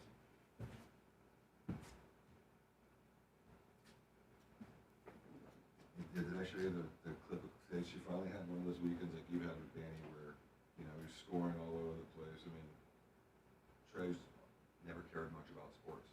You know what I mean? He just never really cared. That's so good. I see the line in the middle. Oh my God. Like this, right there. She's in the red shoes. Getting taller.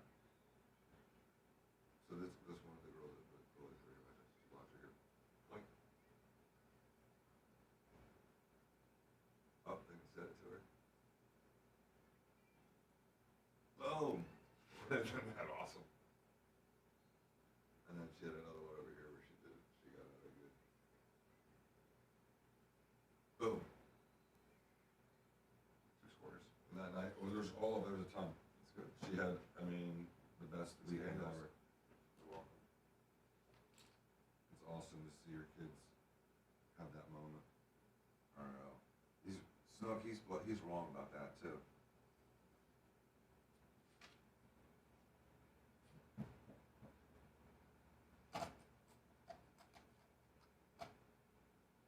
When you hear Riley Gaines and all the girls from Penn talking about the way that he handled himself in the locker room, wildly inappropriate.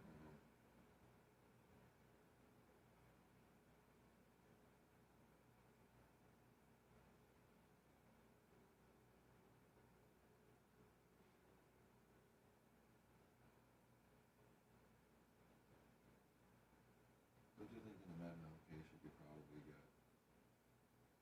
Arizona Babe 502? Don't you think you could probably get an expert to say that it's deviation from standard of care to do that type of surgery without, while they're minor or... They were trying to make it standard of care. They were trying to create a new standard. I know. It's in the Academy of Pediatrics and all this. They all say it. It's all in the publications. They all jumped in on it, dude. That's where they got their shield. It created a new standard of care. Which is being remodified. It is. In Florida, at least. Well, I think you can get an expert, which is the question. I think the question is, can you get an expert? I bet you can now. Yeah, you just get Jordan.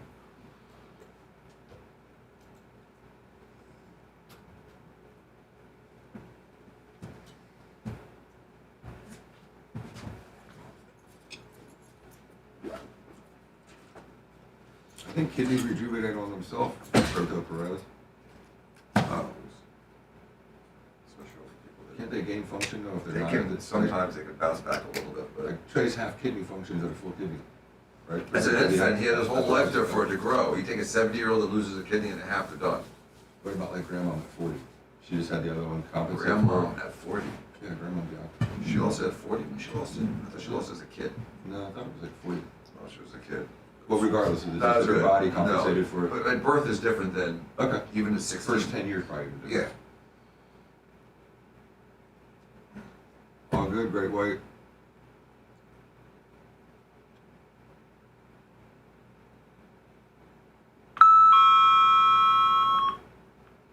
That's kind of always the answer, just like with Mount Malcolm. Learn to How old swim. are they? Huh? I said that's kind of always the answer, like with Mount Malcolm. How old are they? That's the first question.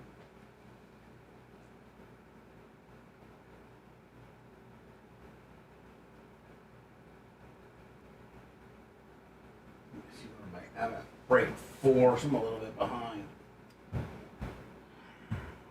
Do a quick one here.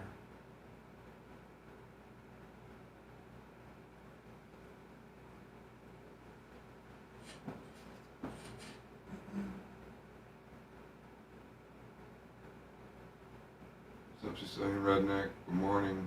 Big Longer. Carly, Paul, Dan, Fan.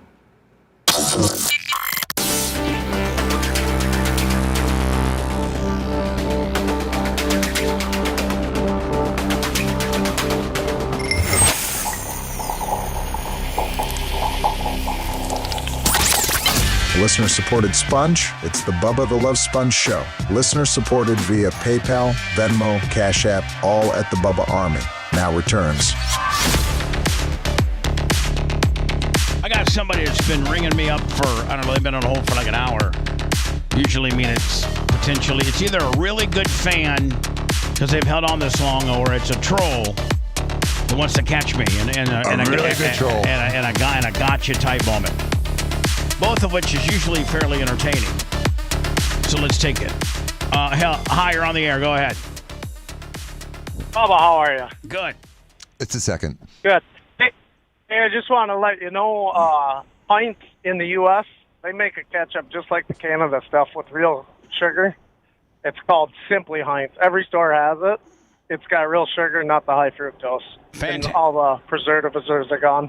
Great to know. Kind of their organic version, I guess. Their organic version would involve them being more organic and less chemical, like high fructose versus sugar. Simply Heinz? Is that what you said? Yeah. Yeah, Simply Heinz. We've been buying it for, I don't know, probably 10 to 12 years. It just doesn't have all the extra stuff, and it's got real sugar. It's a little more versus expensive? high fructose. Oh, of course it's more expensive. Like it's less than 50 cents a bottle more expensive, but if you get it on sale, I mean, it's go to Aldi. Virtually the same. So what else you got, bud? Yep. So yeah, I agree with you guys with the ivermectin and the hydroxychloroquine. I mean, it's just like with the COVID. You go back to what Dan was talking about with the cancer. Like with COVID, they didn't want you to take it.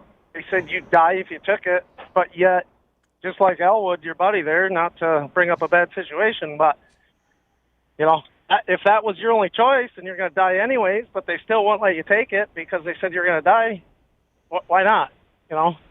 It's too bad that Dan couldn't got a hold of him before he went in the hospital, Since COVID, they have really, it seems like that's been the particular event that really demonized ivermectin. I always you said it right. Ivermectin. Mm-hmm. It seems like they didn't want an underdog drug or a non-sexy drug to be the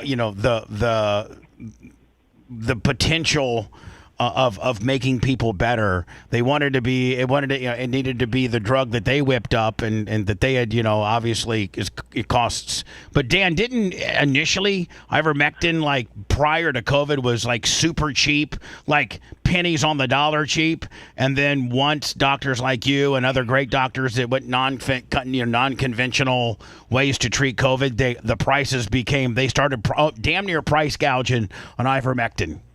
Bubba, here's what's disgusting. Fauci did research with drugs like hydroxychloroquine and ivermectin and showed that they have very good effects against the coronavirus. They vilified those two drugs specifically for one reason, because they could not get their emergency use authorization passed and really kind of like ramrodded through our asses if there was a good, effective alternative treatment. An emergency use authorization is only valid if there is no valid treatment. So they had to destroy the narrative that promoted anything other than the official narrative, which was Plaxicil, which is hydroxychloroquine, bad. Ivermectin, horse paste, which is BS. We know it's BS. They lied to us. Meanwhile, they were also promoting their own therapy outside of the emergency use authorization vaccines with remdesivir, and then the recent one, Paxlovid. Yeah, Paxlovid or Paxlovid. Those two drugs, which are, they say are great, therapies. They're not great therapies. I mean, I promise you, you were not getting into arguments with pharmacists in 2019 when you would prescribe ivermectin for or Plaquenil. That's what I'm saying. For people with rheumatoid arthritis. You were not having full-blown Jerky Boys meltdowns with CVS pharmacists that would refuse to fill your ivermectin deal prior to COVID. They would just fill it, whatever you called for, whatever dosage you called for, whatever refill amount you called for, whatever pill count you called for. You had no problem with it at all. Our wives were on it for rheumatoid arthritis and autoimmune disorders, and that was one of the big red flags. Like, wait a minute, is that what's in my cabinet? And we looked at it, and then I looked up the PDR, the physician's desk reference, and then Dan and Dad started researching it, and they're like, there's no truth to what they're saying about this. The truth is, if you use it for an extended period of time, 6 months, you need to check your retina for retina detachment. And my wife and Chris have been on it for decades, and you get those routine checks. And what's the cost of it now compared to what it used to be? It's pennies on the dollar. That's the whole thing. Is it's a generic solution for a novel virus. And what Dan was saying is they wanted to have a novel solution, meaning costly, for a novel virus. God forbid you had a generic that had been on the market that was safe. You remember when Danny was like, let's put a Ferrari in everyone's driveway along with a pack of hydroxychloroquine, Z-Pack, and he had this whole funny thing. And if we give it all at the same time in the whole world, I mean, a lot of it goes away. A lot of people don't realize, because we didn't talk about it publicly because we were getting suspended from various platforms. And shadow banned from others. And shadow banned from others. But, I mean, there was, a couple large agencies that can affect Dan's business that reached out to Dan and tried to quack him out. I mean, Dan, am I not right? I mean, there were some very high-ranking agencies that have very much a say-so in how you do business that had reached out to you because you were aggressively going against the grain on this. And, it was, I don't know if it was touch and go, but it was disturbing. And, in my opinion, Anthony Fauci murdered a lot of people, thousands of people with AIDS, and he murdered millions of people with COVID. A non-related story, and I hope that, I think Jay and I talked about it yesterday, and maybe Seth chimed in with regards to, I hope that Trump doesn't take military action on Iran. I just hope they don't. I hope that they let this figure itself out, unless they start messing with the U.S. Embassy and Americans are getting captured, right? And things like that. Then obviously, you regardless of if whether you're Joe Biden or you're Donald Trump, when you have American embassies being captured and things like that, you have to get involved. But it looks like it's getting more and more sketch.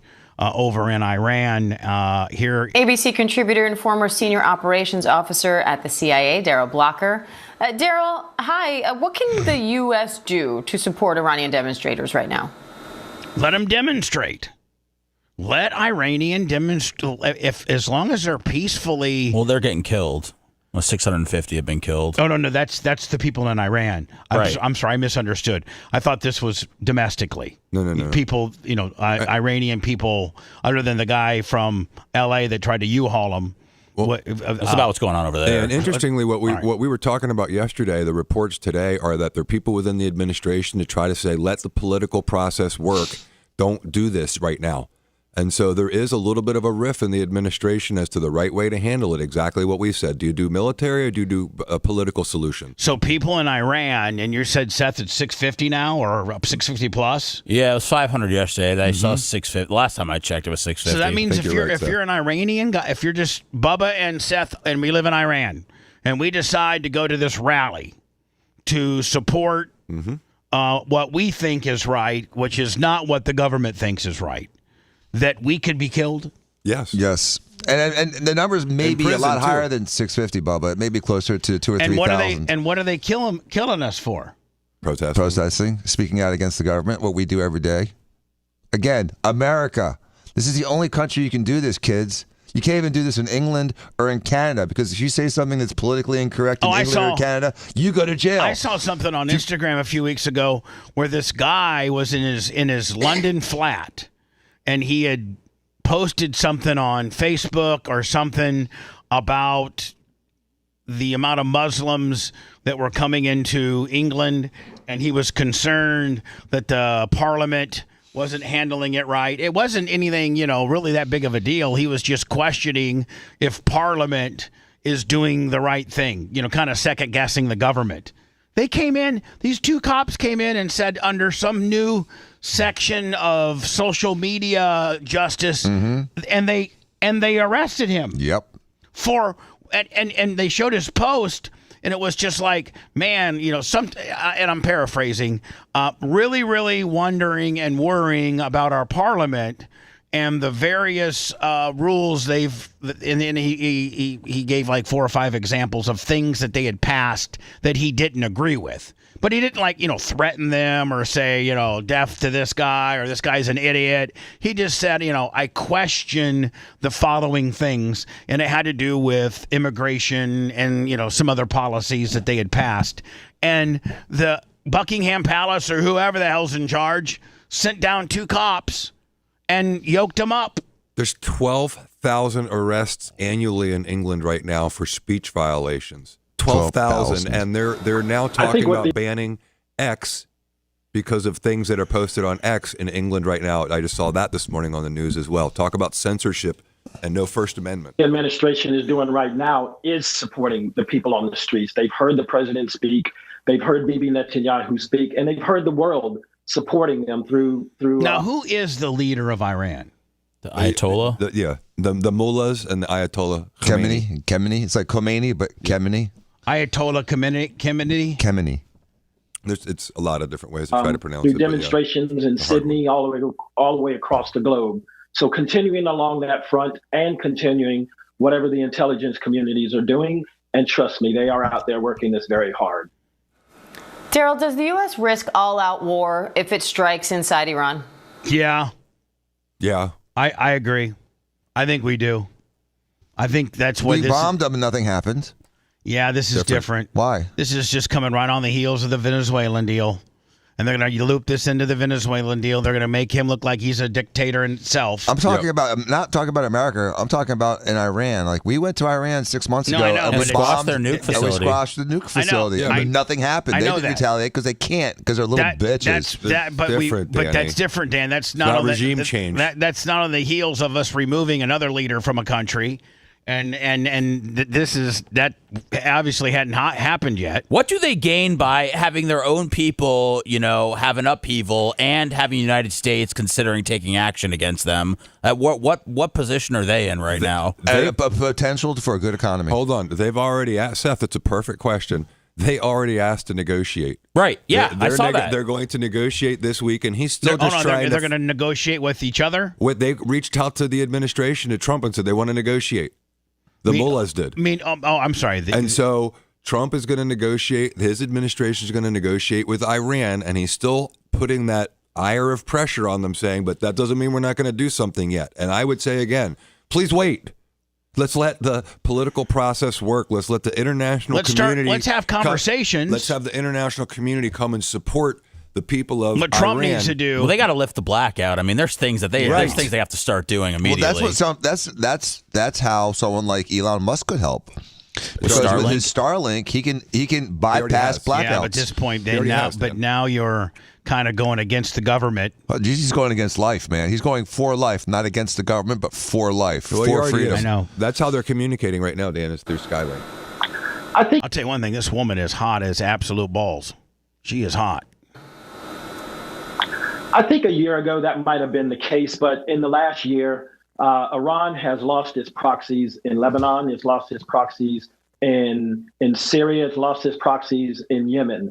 Do they have the capability of attacking and striking United? That's right. So not only, Seth, are they yoking up and killing people that show up at protesting, but I forgot they're turning the power grid and the internet off at night and during the day, various times so that people can't communicate and get information, right? That's part of this. Absolutely. And gather. That's what they're States' really military stopping, bases, the gathering. They do, but I don't think they have the political will. And quite frankly, I think these services will be pushing back against the Ayatollahs because that would only tick up the response. Now, is there anybody in Iran that is pro-Ayatollah that says, yeah, this is kick-ass. This is cool. Keep our people down. Wasn't the guy that drove through the protest in California, wasn't he pro-Iran? Yes. So I would imagine other people are. But how could you be? I'd probably stay inside right now if I was pro, Oh, yeah, I but would that's too. me. And then sit in the dark. Yeah. The really conservative Muslims from Iran are pro current regime. And that's the difference. Now, you would think all the ceasefire now people, you think they would be out there supporting these people. But they're not. Iran's Where's foreign like the minister is blaming transgenders for Mossad. Palestine and all these people that were protesting and burning the streets down over Israel? Where are they supporting freedom and democracy right now? They've already been thrown off the buildings. They've already been killed. No, I mean in the United States. I don't think freedom and democracy is part of what this guy is not the. Hold on, freedom and democracy is not the jam over in Iran. Like that's not what's going on. They That's don't what want they're begging for. Agents for infiltrating Iran and creating unrest. What do you make of that claim? Now, if you were from Iran, talk about political asylum. Couldn't you get here and claim political asylum? If there's any country right now that you'd want to flee and you'd have a great excuse of political asylum, it would be right now. A lot go to the UK.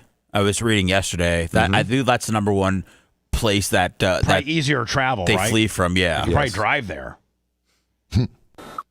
Of course, Mossad is penetrating just like the Americans are, the French are. You could, though. You could drive to the UK, Bubba. You could. You go up Turkey, hang on left to Greece, go all the way over, and then take the tunnel from France to England. You're there. I mean, as a $9,000 Uber ride. It takes about 2 months. Boat ride, but you're right. It takes about 2 months. As much as everybody was trying to clown me, you could drive. I guess. Absolutely, I can take a boat from my house to England. Not efficient, but I can do it. Right, you might not make it, but you can try. Right. That has an intelligence agency, but the these are the guys that are getting yoked up and killed. These people that are starting fires in the streets. Right. These are the protesters. Right. Yes. The mullahs, the theocracy are speaking to the people who might want to believe and stand now, up.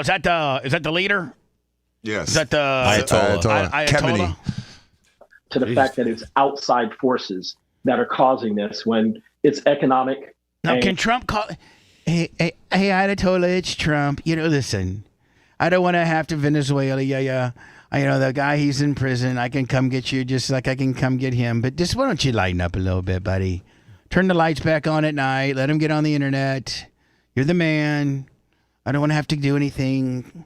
I mean, can he have that conversation with this dude? That's what's happening. They reached out to him. Okay. He says, kill a bunch of people and we're going to bomb you. They started killing a bunch of people and immediately said, let's talk, because the questions from the media were has the red line been crossed yet? And they're trying to challenge establish him. where that red line is. Right. And so he needs to just let it play out for the next couple of days, in my humble opinion, Frankly, and let the the political people process every work. 10 years seem to rise up.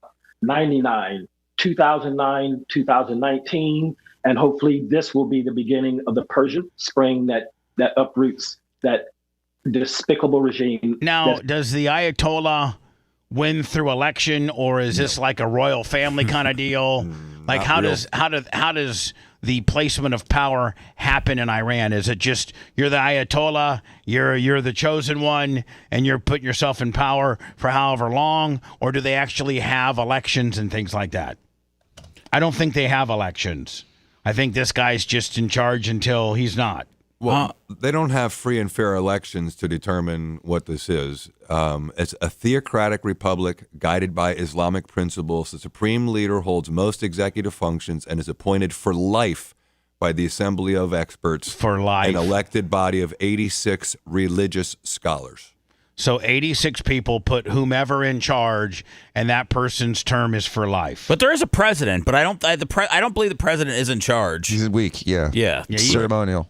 Ceremonial. This Just guy runs kind of like King Charles. he's the king of England, but really the parliament and the crown minister or the prime minister runs it, right? This is the guy that signals all the sleeper cells, across the world. Right. And King Charles is a billionaire. The president's not. What role do you expect countries like China, Russia, and North Korea to play in all of this? Again, China, Russia, North Korea will pay lip service to supporting Iran.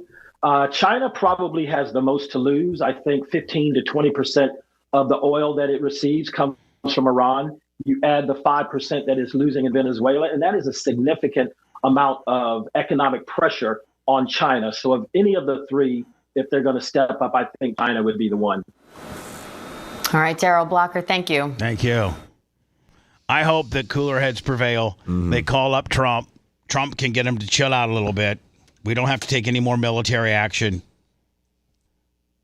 And the Iranians can have internet at night and protest. Yeah, they probably won't be allowed to protest. Do you remember when it happened in 2009?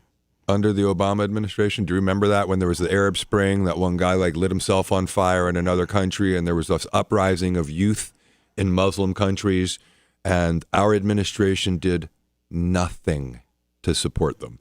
And so there's there's a range of responses, and it kind of policed itself, didn't it? And you know what they did? They squashed the resistance. They killed a bunch of people, and that was the end of the Arab Spring. Do you know what started that Arab Spring? The guy lighting himself on fire because they took away his scale. Yep, that's what I just said. But you didn't say a lot part about the guy lighting himself on fire, though. I did. Did you? Mm-hmm. I love when you two argue. They took apart, but Bubba, the whole these uprisings aren't because people hate religion. It's because they hate poverty. And this regime has left the economy of Iran in a dismal state. Isn't that where a lot of the problems start, is that people are so poor, they're over it? Poverty is the biggest fuel for revolution, more than religion and anything else. It's poverty. Is this because they financed, Hezbollah and Hamas and all that? Is that part of the reason why they're having economic issues? Some of which. And the boycotts and the embargoes. They're not able to sell oil at a premium. They don't have much other exports. No one's visiting Iran because you're scared. It's a scary place. Tourism. Back in the day, there was tourism. Iran, what we used to call Persia, is a gorgeous country. Oh, it's very educated people. Gorgeous. I can remember people going to Persia all the time. Persia. Persian rugs. We don't call them Iranian rugs. Iran's a crappy name. Persian women. Persian women were beautiful. Beautiful. They still are. They're just buried under a blanket. Go save them, Bubba. If you want a deep dive into the Bubba the Love Sponge show from the past, go to BubbaArmyHQ.com. We'll be back after these words.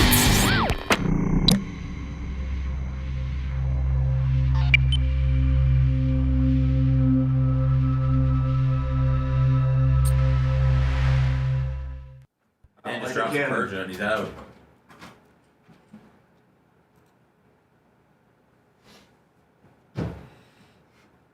You're right about that, Tampa Terry.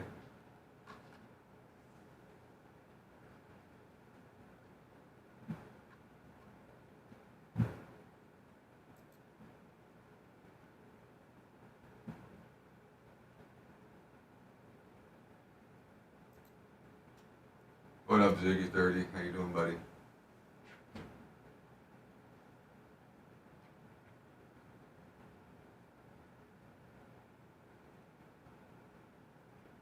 BT 1275, were they able to block the whole thing? Yesterday they said they were still getting some communication. I haven't seen that today, but I'm not doubting. So Iran's saying 100 members of their security forces have died, which nobody knows if that's true or not, but that's part of the 600. That's part of the 600? Yeah.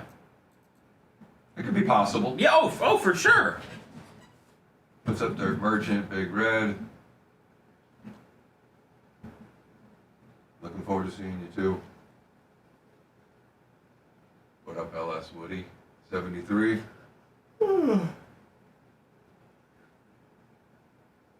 Envisioned it.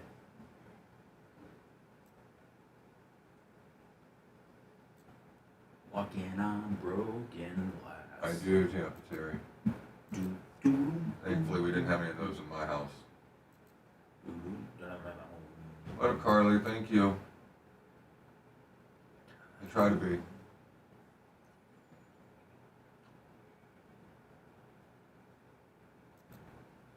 Jay Bowler, what up, buddy? Brian Matroni can actually bowl now. I don't think he's officially gotten a 200 with a certified patch in the bowling league, but I bet you he's gotten a 180. Video coming soon. Exactly, and you know, you're gonna have to give me an official ruling. If he's throwing a woman-sized ball, does that mean that he's throwing it hard as a man, or does that mean he's just throwing a woman's ball?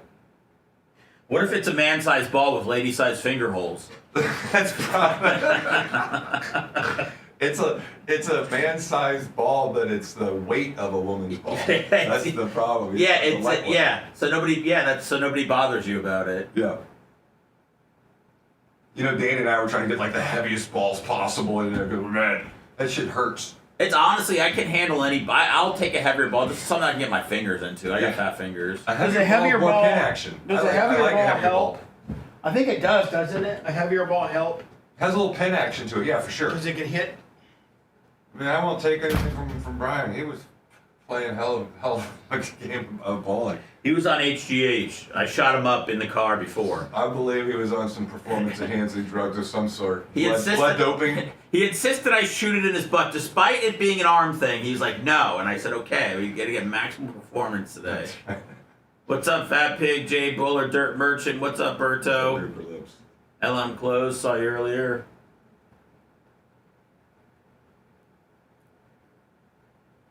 Yeah, Brian's the modern day sportsman. Bowling, go-karting, probably table tennis.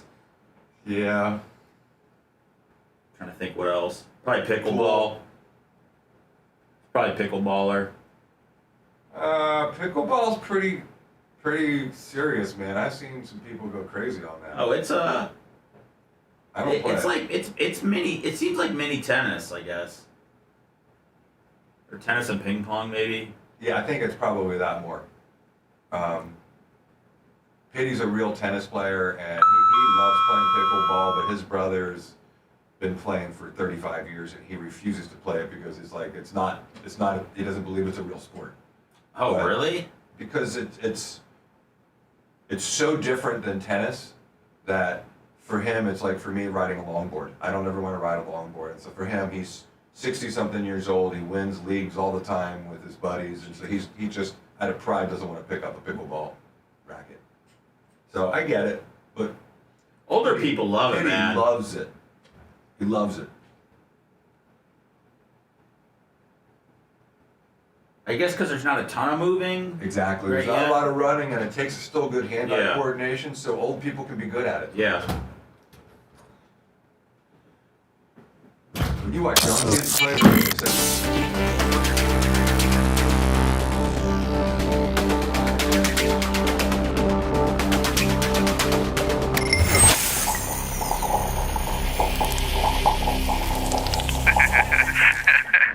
The Bubba the Love Sponge Show, listener supported via PayPal, Venmo, and Cash App, all at the Bubba Army, now returns.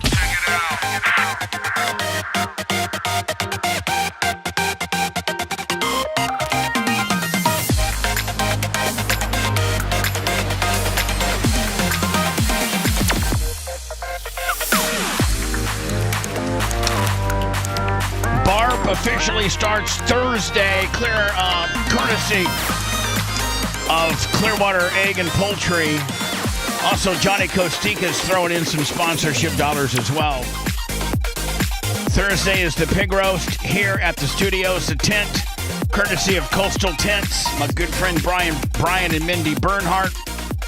We'll have porta potties with hand washing stations in a pig roast on Thursday. That starts at 6, open bar.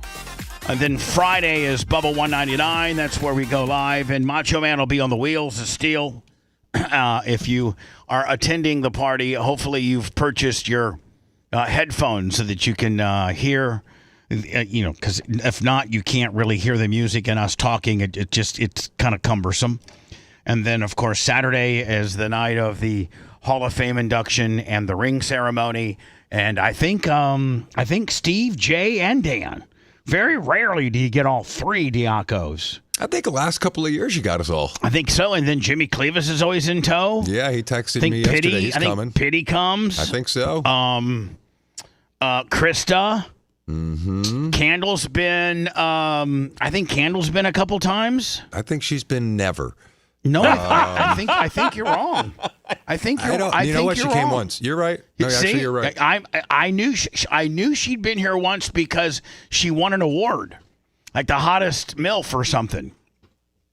Yes. So Candle had come once. Yep. I think that's all she needed to do to see that she didn't want to go again. That's right. No, she's got volleyball every weekend. I think she was being a good wife to appease you to go so she could say, I did it once. Yes. And I ain't doing it again. That seems to be your thing, Jay. Bingo. Although Candle and I have known each other for years through sprint car racing. And Jean Lasker has been friends with her stepfather for, 40 years? Yeah. Yep. So, great family. And then Krista will be here.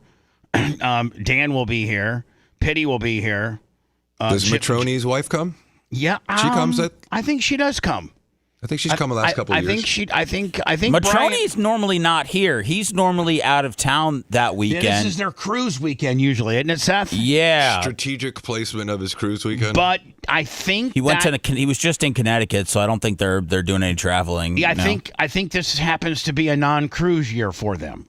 So I think that I don't recall seeing Babyface at any barbs. Maybe one that I've been to. I've only been to a few, but I don't think I have. We're gonna have to ask him on Thursday. Get an official ruling from anyone in chat.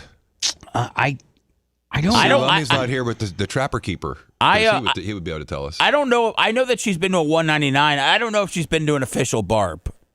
Yeah. So Saturday nights, of course, a star-studded event. Alex Stein's going to be here. There's a chance Tim Pool might be here. Oh, that's cool. That's kind of cool. That's cool. Big Red said, yeah, he's been here. Oh, he has? Big Red knows, for sure. Big Red does know. Wisconsin teen Nikita Kasap is currently being held on a $1 million bond. The 17-year-old is accused of murdering his mother and stepfather inside their Waukesha home back in February. Just look at that. Just a normal, basketball goal, fenced-in backyard, little pond over here. That actually, Jay, it looks like a nice house to, as a kid to grow up in. An unbelievable house. Because you and your brothers could go back into woods and get into some wood stuff. You got the pond to go fishing in. You got the backyard. You got the basketball goal. You got your neighbors that you're probably friends with. You're at the cul-de-sac. There's no traffic. Yeah, you're out here playing around, street hockey. Exactly. Just a normal kid. Killed his mom, his and I guess he was trying to plan an assassination on Trump. What? Yeah. $1,000 cash inside the vehicle. Here. The 17-year-old is accused of murdering his mother and stepfather inside their Waukesha home back in February and stealing their car and leaving with the family dog. The Waukesha County Sheriff's Department says they found the bodies of 51-year-old Donald Mayer and 35-year-old Tatiana Kasap on March 1st during a welfare. Waukesha, that was 5 minutes from where I used to live when I lived in Milwaukee. I lived in Brookfield. So it's his 35-year-old mom and his 51-year-old stepdad that he killed. And took the dog. Fair check. He doesn't look right. What I lose? How did I lose my volume? First, during a welfare check. Look, now the volume just goes down, and I'm not touching it. Let's see if it goes back up here momentarily. Law enforcement eventually arresting Kasap during a traffic stop in Kansas 2 weeks later. 17 years old. God, what a made tragedy. It all the way to Kansas from Milwaukee with a handgun. Would he have been gone? He got arrested right with the handgun, right? I mean, with the handgun and a pried open safe.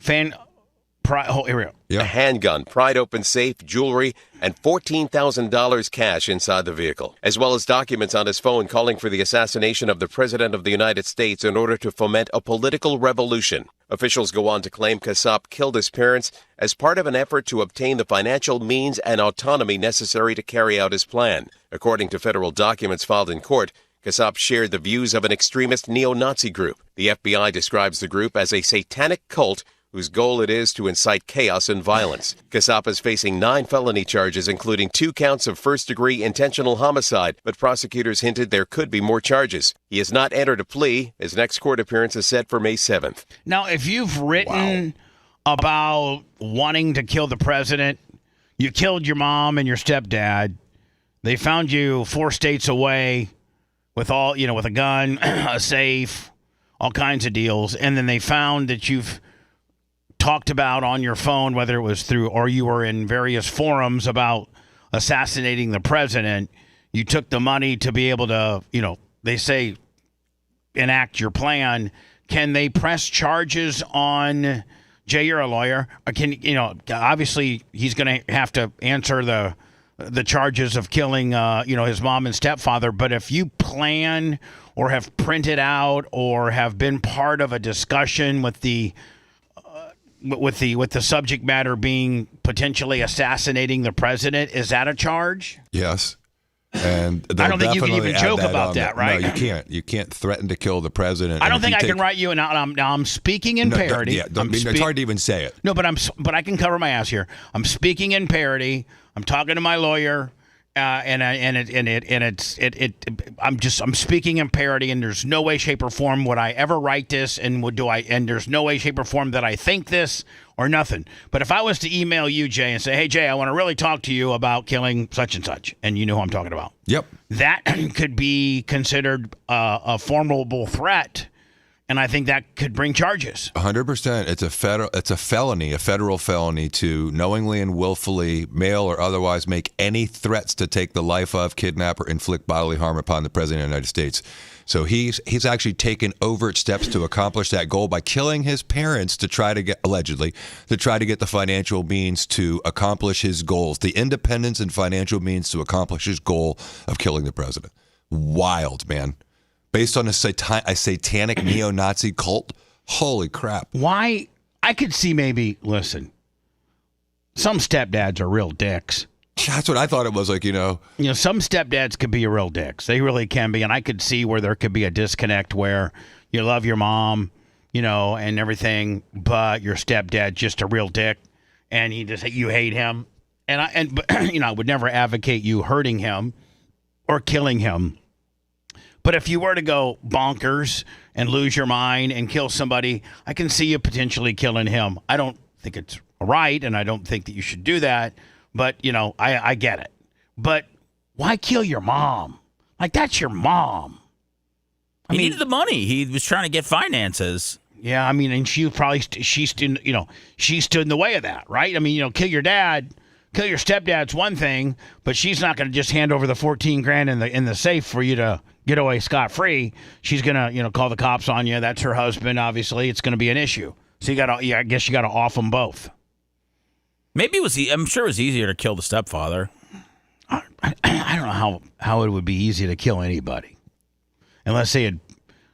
I agree, man. Taking someone's life would be so difficult. I couldn't kill anybody unless they have done something very, very, very wrong to or to a family member. Right, but I've had a couple of friends that were confronted with situations where they had to take a shot, and he was very glad that he didn't. It was a clean shot. It would have been completely legal, but he got assaulted by the guy who was beating up the woman, and he ended up not hitting the guy. He shot it into a soffit, but afterwards he and I've spoken about it, and the thought of killing someone, even with a clean shot when you're saving someone else's life, is a heavy, heavy load to bear. Yeah. I don't want that burden. I don't want a clean shot ever. And we all sit here and talk tough, and we have guns and what have you, and but when we talk a good game, but to take that shot, even if it's a justified shot, even if it's a 100% justified shot, what the life you have to live thereafter, I can only imagine. Talk about talk about PTSD. Exactly. Right? Yep. I'd love to snatch a life. A Packer fan, a wild Packer fan. No. I will tell you this though. I think I could sleep good at night if I walked in and somebody was doing something to my sister or my mom or Merch Crick or my son or, somebody that I loved or you, Jay, or something like that. Jay, if I walked in and a guy had a knife at your neck and was going to kill you, but I feel I'm a pretty good shot too, and he had a little bit of a lot of his body. He was much bigger than you, and he had like his and I think I could get like a lethal weapon where you could shoot. Where I'm like, shoot him, and shoot him. Where I think I could get a good shot on him. I think I could drop him. Yeah. That's a whole. I mean, there's different scenarios you're putting in there, and the one that I'm talking about was, he's protecting someone else, which I think has got to be a different level than protecting your family. Right. I mean, I guarantee you, Jay, I know you never shot anybody and you're not really that big. You own guns, but you're not the gun freak that Danny is. No. But you own guns. Yeah, concealed weapons. And if you walked in and somebody was raping Candle or somebody had her, in a hostage type situation where her, her immediate imminent safety was in risk, I guarantee you'd become a marksman and you'd put one in them. Yeah, because my PTSD then would be, what would have happened if I didn't do it? Right. It wouldn't be the stress of having had to do it for somebody else. And you're usually, Johnny, calm down, let's talk about it. I don't think you would in that situation. Heat of passion. I don't think I would either. Me either. How about this? This is horrible. A Florida mom. This happened in Marion. This happened in Polk County. I'm sure Grady Judd has his morning coffee now. It's sponsored by somebody, and he'll give you like what happened the night before. It's not a wonder we didn't get this and just part of Grady's morning coffee. A Florida mom is being remembered as a hero after she was shot protecting her children when her husband flew into a violent. He must have been a Packer fan. Flew into a violent range over an evening football game. Jason Kinney, age 47, shot and killed his wife, Crystal, before turning the gun on himself just 3 days before Christmas, the Polk County Sheriff's Office said in a statement. Kinney had been drinking and watching Monday Night Football inside of his shed. Must have had like a man shed or something out there, located at the Highland City home when he came inside to watch the end of the game around 11 o'clock, authorities said. Upon entering the home, a fight ensued between the couple after the mom said that she did not want to watch football, according to the police. And this is a picture of happier times between this is the woman that's deceased and this is the guy that shot her. As the altercation escalated, the mom yelled for the 12-year-old son to run to a nearby neighbor's house to call 911, and he heard a single gunshot as he was fleeing the home. Responding deputies subsequently found the mom dead in the family's living room with a gunshot wound to her head, and her 13-year-old daughter suffering from two gunshot wounds while in her bed. The couple's 1-year-old child was found asleep in his crib unharmed. The teen survived the shooting after the bullet struck her nose and ricocheted through the top of her head, the Polk County Grady Judd said. It was San Francisco versus the Colts, 8:15 p.m., December 22nd. She said, I begged him, don't shoot me, don't shoot me, don't shoot me. And he shot me anyway, referring to Kenny's stepdaughter. So the stepdaughter's pleading, don't shoot me, I think after he'd already dropped the mom. Authorities also discovered an undated letter that the woman wrote Kenny telling him, you're drinking, you're using cocaine again. That's not the way a family should be. You need God. Immediately following the shooting of his wife and stepdaughter, police said Kenny fled to an area in his truck, called his sister and told her he had done something really bad and he wasn't going to go to jail. He reportedly added that she would see it on the news before driving to his deceased father's home in Lake Wales, entering a shed on his property. When officers arrived and began yelling for Kenny to come outside, they heard a single gunshot wound and ultimately found him dead from an apparent self-inflicted wound to the head. He absolutely has to think about that. Family has been destroyed. You lost your mom. So the 1-year-old baby, the kid that ran to get help from the neighbors, the 13-year-old that got shot twice and lived in the face, now no longer has a mom or a dad. None. No parents. He absolutely destroyed our family. When you go in there, there's a beautiful Christmas tree with lots of Christmas presents under the tree, just like the nuclear family should be, and it ends this way. Judd revealed that the relatives of the family told investigators that Kinney had been abusing his wife for a while, despite the sheriff's office having no records of domestic violence calls regarding the couple. Additionally, Kinney had no criminal history. But that's weird. Usually a guy like that's that much of a loose trigger has been like awry of the law before. But isn't that refreshing that it wasn't a situation where like the police had been out there 35 times over the 5 years before and did nothing about it? Right. Like in the Sandy Hook shooting down south. Or not the one outside Sandy Hook, the one down in South Florida with Parkland? the high school. Yeah, exactly. Yeah, Parkland. Exactly. That sheriff had rolled up on that kid, I think 30 plus times, Seth, before that happened. My sister died a hero for protecting her children and getting my nephew out of the house to make the 911 call, said her Stephanie why don't I say the last name? Rohr, I think, yeah. Yeah. She did that. She saved the lives, and by doing that, my nephew saved his sister's life, and thank God the baby was untouched. What a piece of absolute shiz. When I come back, a woman was arrested in Marion County, but she had a gun in her pocket, I guess. I don't know if the cop didn't do a good enough job. A lot of times with women, male cops are kind of afraid to, like if Jay and I or Seth, we get pulled over, they'll get up right on your testicles. Yeah. I mean, when they're frisking us to make sure that we don't have any needles or guns or anything like that, they'll get, and you know what? When I've been searched at TSA, they'll get up on your testicles. Oh, that's free.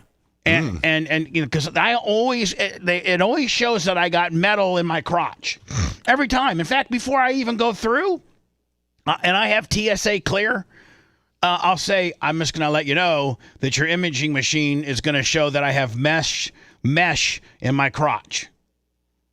Wire mesh in my crotch. And I don't.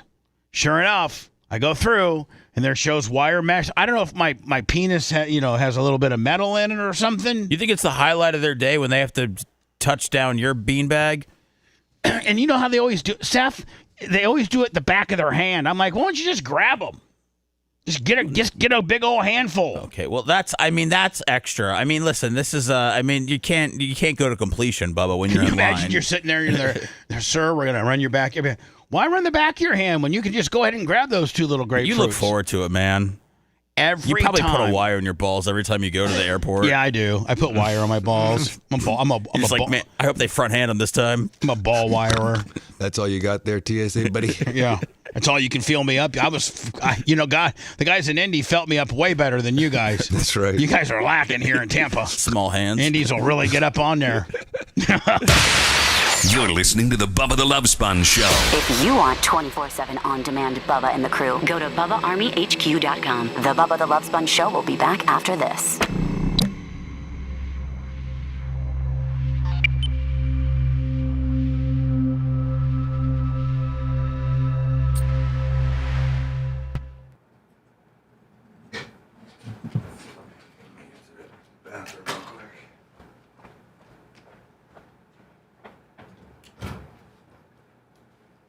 Oh, man.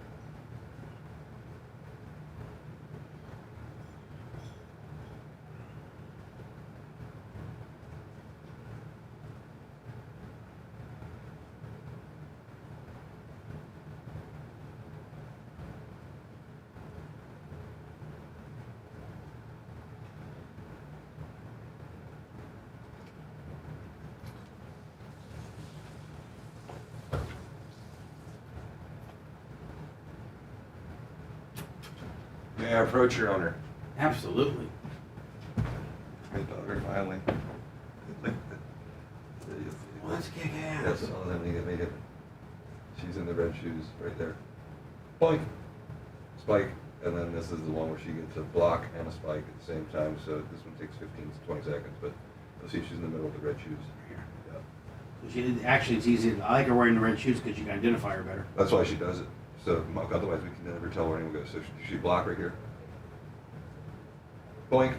Nice. Yeah. She's cute. There's another one. Boom, point. I was so proud of her. That's so cool. Isn't that awesome? That's great. My Trey was never so into sports, so we didn't have a lot of those moments, scoring moments and things like that. But now you got somebody to pull for. She's been trying so hard for so many years. It's tough.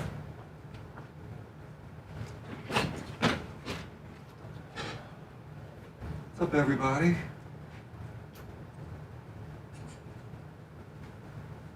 Mark Roy, they're doing a bunch of stuff at the Enclave for the Tampa RV show where they're doing, I guess a lot of the companies are actually keeping some of their merchandise out there and people can go check them out. I don't know exactly how it works, but I think they're there pretty much all week. What up, Mrs. A. Watley? How are you? Eric Merchant, you the man. Greg D, good morning. Johnny Z. Fradley. Yeah. Duglick 8586. Volleyball. I can't believe it. She's killing it. Big Red, I would let him drive his car there, but he's so into college and all that, he's just not into Apparatus. Tim Moore, right back for at you, records buddy. to pick up sprint cars. He's got a car that I would let him take on the track or autocross, but just not into it right now. Which is fine. What's up, Holyoke Joe, Iggy? I may be coming more than that, I think. Suki John, what's up? I'm gonna try to pop my head into a lot. Napa Mike, what up? Well, swimming's another one of those sports, Mike. It's weird. You're average for so long and you get, 8th and 9th and 10th forever, and then all of a sudden you're good.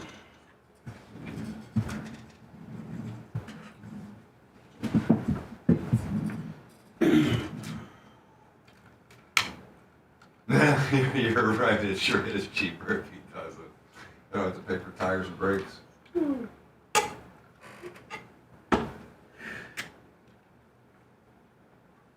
Thank you, Smoke44. I appreciate it.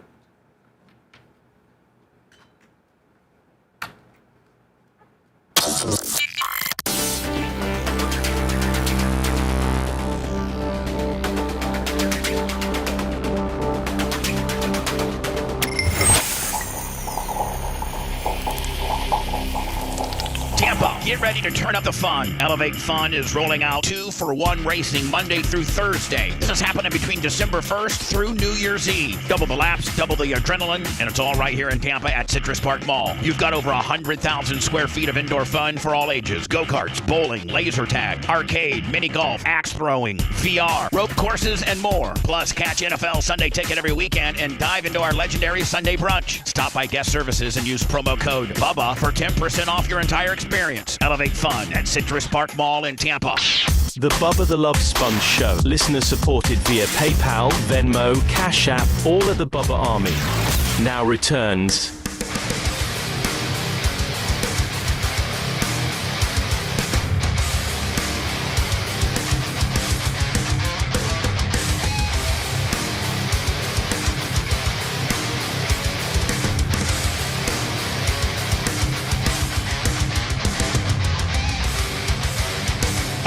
Back to my original talk as to how people get felt up when you're getting frisked. And I often think that the story that I'm going to play next is probably a direct result in not having a female police officer available. So you're a woman and you get pulled over. And you get pulled over by a man, a male police officer, law enforcement. And I think they're a little bit reluctant to really give you a good frisk for in fear of that woman's going to say you felt me up, you sexually battered me in this world that we live in, even if you were being ultimately professional. So things like I'm going to play probably falls through the cracks because you can't get, if a person has a small little, whether it's a PK like 22 or something kind of small caliber and very, very small deep into their pocket, and a male is frisking a female, he may not be able to feel as if he can get up in that deep pocket area without getting in trouble, although all cops have body cams and he would be able to prove that he was not grabbing her vagina. So most of the time when they arrest a female, they'll call for a female, officer to do the frisking. So it's girl on girl. Maybe in this particular instance, there wasn't a female available. And so this woman is able to not get frisked thoroughly, which, at this point she's hiding a gun in her pants and she shoots the cop. She absolutely gets, I guess, maneuvers around and shoots the cop.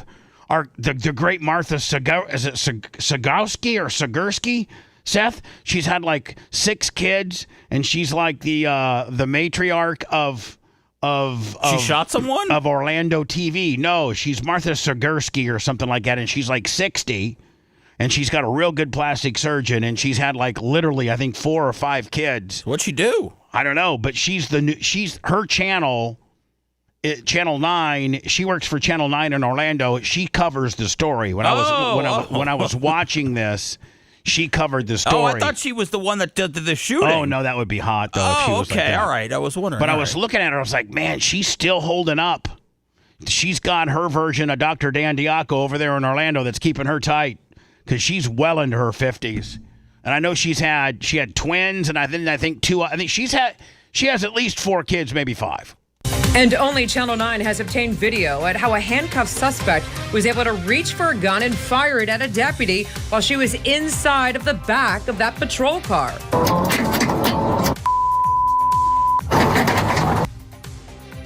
It looks like a Bigfoot After video. months of asking, only Channel 9 finally seeing this video of how a woman was able to slip out of handcuffs, grab a gun that was stashed in her pants, and shoot at the deputy. And again, stashed in her pants because the poor male deputy couldn't get up in there like a female could. So she had she probably had a vagina gun or something. How'd she get out of the cuffs? I don't know. What gun? Oh, what type of gun? A vagina gun. I've never heard of that kind of gun. Well, you can stick a gun up there. A little one. Who was trying to arrest. Here you go. So back to Martha Saga. Look how good she looks. She has to be at least 55 years old. If Lemmy was here to look it up. Let me ask. Hey, Alexa, how old is Martha Sagowski of Orlando TV? I'm not quite sure how to help you with that. I didn't say it right. It is a wild scene. The video bit. Martha, how do you say it, Jay? Sagowski? Yeah. Sugowski? She looks pretty steamy, though, does she not? For being 55? For being as old as you are, Jay? She's dark, but you can make out the noise. Here we go. The guy talks about how you can't really see but dark spots, but you can make out the noise. Says she's 55. And she's how old? Says she's 55. 55. No wedding band either. Look at homeboy's jump. He's jumped the coop already. She timed out at 55. It is a wild scene. The video a bit dark, but you can make out the noises and the struggle. Good evening. I'm Greg Warmith. I'm Martha Sagowski. Channel 9 has been asking the Marion County Sheriff's Office for this video since... For 55, Jay, really? Looks great. Great. June of last year. The same day, 22-year-old Rihanna Hardin was arrested during a traffic stop. Channel 9's Sabrina Major. Start following her on Instagram. Well, Dan always talks about the part you can't lie with is with your neck. Her neck looks great. Oh, yeah, her neck looks amazing. She's got a Dr. Dan over in Orlando. I'm telling you that right now. Corey found out she was searched 3 different times. You can see 22-year-old Rihanna Hardin clearly handcuffed. She had to have the gun in her vagina. She had to have a vagina gun. While loading into this Marion County Sheriff's Office car. But notice her fidgeting in the back seat just moments later. and repeatedly reaching inside of her pants. It's where investigators say Hardin hid the revolver. Here's is what she reaching around the front of her pants shoot at with a her hands deputy. behind her? 6 minutes. Hold on here. So here's what I don't understand. You're in trouble. You've gotten arrested by the Marion County Sheriff's Department. You're in trouble. And, maybe you got a DUI or you got a little bit of weed or, obviously it's nothing of that seriousness. And your reasoning or your mindset would be, all right, let me slip out of these cuffs, get this gun that I got lodged up in my vagina, and shoot him. Now, you can't get away because you, for the most part, can't get out of the back of those doors dummy lock. So what, are you going to shoot the glass out and try to get out that way? Like, I would be hoping that I could somehow get the gun out before I enter it before I get booked, because Jay, isn't there a law like if you don't tell the officers you got something on you and they find it while booking, then it's like contraband. You're trying to enter into a detention facility. They'll absolutely take something else on there for sure. Yeah, absolutely. How do you think that shooting a cop is going to be the resolve of whatever issue you may be in? The revolver she used to shoot at a deputy. 6 minutes in, you can tell Hardin realizes she's being recorded. She uses her visor to partially cover the camera. Bring your hand around to the front. Out of sight of the camera, you can hear the deputy recuff Hardin. He searches both Hardin and his car before she's allowed back in. The fidgeting starts back up almost immediately. She told investigators she said a prayer. She's like Houdini, she's so limber. She said a prayer. And opened fire. In total, investigators say Hardin fired 6 rounds. What? The deputy crashing his car into a light pole, then firing back. Within seconds, Hardin tries in vain to make her escape. Kicking through. Listen to this. So she fires 6, causes the cop to crash his car. I'm assuming he got hit. Then he fires back. But I don't think she got killed. The glass of this backseat window. Within minutes, backup arrives. Hardin's getaway plan foiled as she's flanked by officers taking stock of her brazen escape attempt. Wow. That is incredible. Shoots 6 shots. Didn't say if the guy got hit or not. I'm assuming he did because he crashed his car into a tree, or unless he was just trying to get the hell out of there, and he just recklessly hit it into a tree. Well, the story said she shot at a cop. That's what I saw. So it didn't hit him. It's not. No, what, yeah. It says remarkably neither were seriously injured, even though he hit a pole. But she got her hand out of the handcuffs once, which is when he re-handcuffed her, and then she was so limber, it says that even though she was handcuffed behind her back and patted down before the arrest, she was able to shoot at the deputy using a small revolver hidden in her pants. And she was like a contortionist, essentially. What are you supposed to zip tie when they have small wrists? Is that what you do? I don't know how you do. I don't know. Hog tie them, zip tie them. This chick was check their vaginas. It seemed like they were faulty or something, man. Squat down and cough. What? When you finally get into the jail, they have you squat and cough. Bend over. Yeah, they have you squat down and cough. Oh, Women? Really? Yes, when they got to drop down and get their eagle on. Yeah, they got to be like Johnny Bench and squat down like a catcher and cough.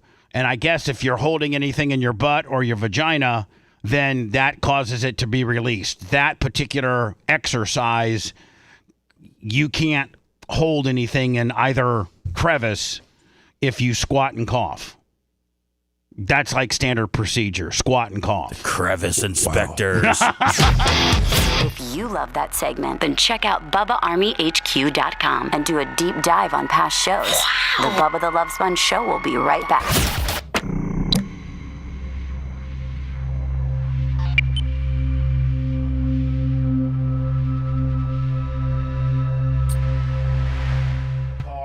Like, how did he not fucking hit her?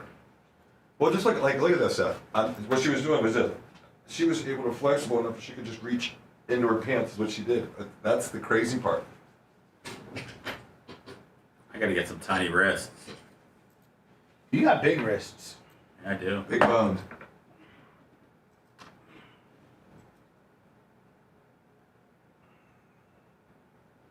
Martha Sagowski for fucking 55. Work with me on it, cousin.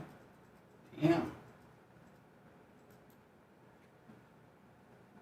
Martha McCallum as well on Fox News. She's over 60. She's drop dead gorgeous.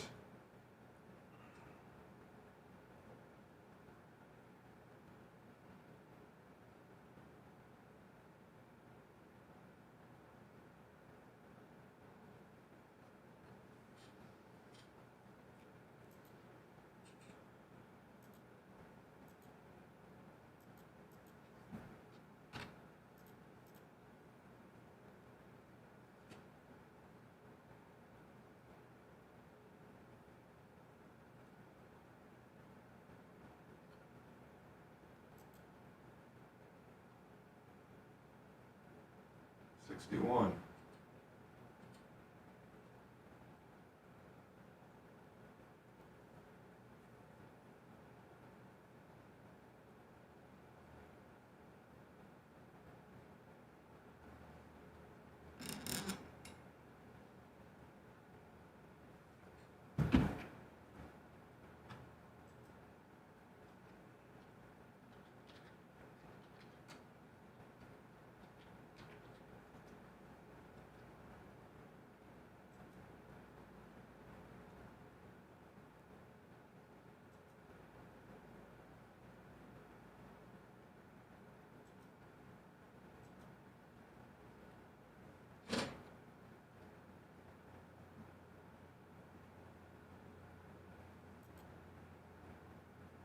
Martha Stewart is absolutely aged gracefully, and she is lovely. That's a perfect description. I don't want to see her in Sports Illustrated swimsuit edition, but I think she's lovely as well.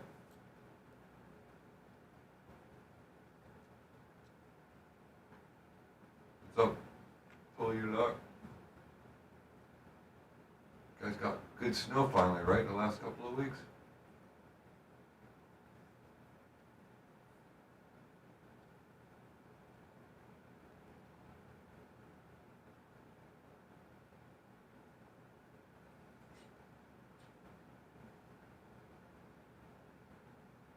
This hour flew by. Oh, it did.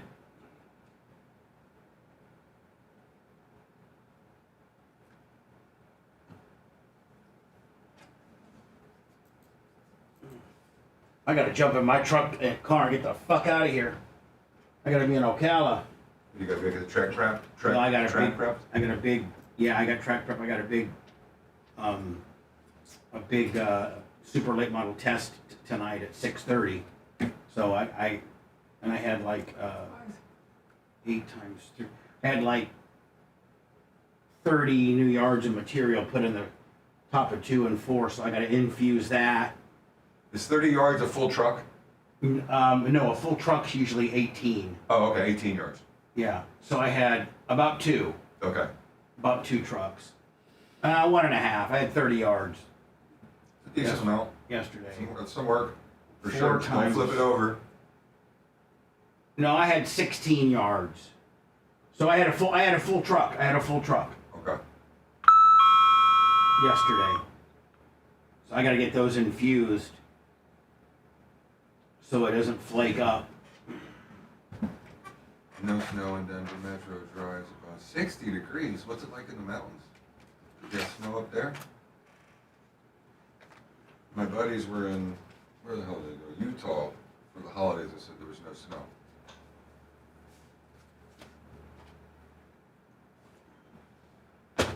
So I'm basically, Seth, we're just going to say goodbye and get the fuck out. Adios. Already powering shit down.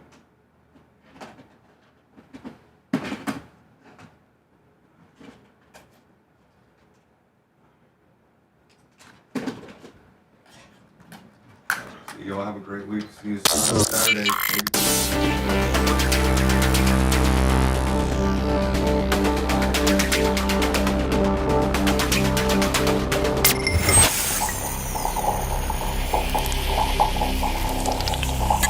Bubba the Love Sponge Show, listener supported via PayPal, Venmo, and Cash App, all at the Bubba Army, now returns. Just a quick goodbye is all I got for you, my friend. Thank you, Jay, for swinging on in, my friend. Thank you. See you next week. No, see you Saturday. Maybe before then. At Barb. Maybe before then. Maybe for the pig roast. Pig roast Thursday, Bubba 199 Friday, and then the main festivities on Saturday. Seth, appreciate you, my friend. We got to go Clement Kush today because I got to be headed to Ocala. Hopefully my car doesn't break down. All good. It's a busy week. I'll see you on Saturday. Thanks for letting me finish. You've been listening to the Bubba the Love Sponge Show, starring me, Bubba the Love Sponge, co-host and show historian, Lummit. It's Seth, co-host and president of podcasting. It's Brian Matroni, king of counter programming. Gene Lasker, voice of the people. Glad you get to hear me. Gary Cantrell, video editor. Yeah, back here wiring up. It's Mini Macho. The BRN agent, Thomas Buttoned Up B. Co-host, Dr. Dan Diaco, Esquire of Council. Co-host, J. Diaco, Esquire, the Spitting Cobra of Council. Now, time for the legal disclaimer. Exactly. The Bubba the Love Sponge Show is intended solely for the enjoyment of our listening audience. Any rebroadcast, retransmission, or other use of this show without express written consent of the Bubba Radio Network is prohibited. We must dissuade him of this delusion. Until next time, always remember. I'll repeat hello.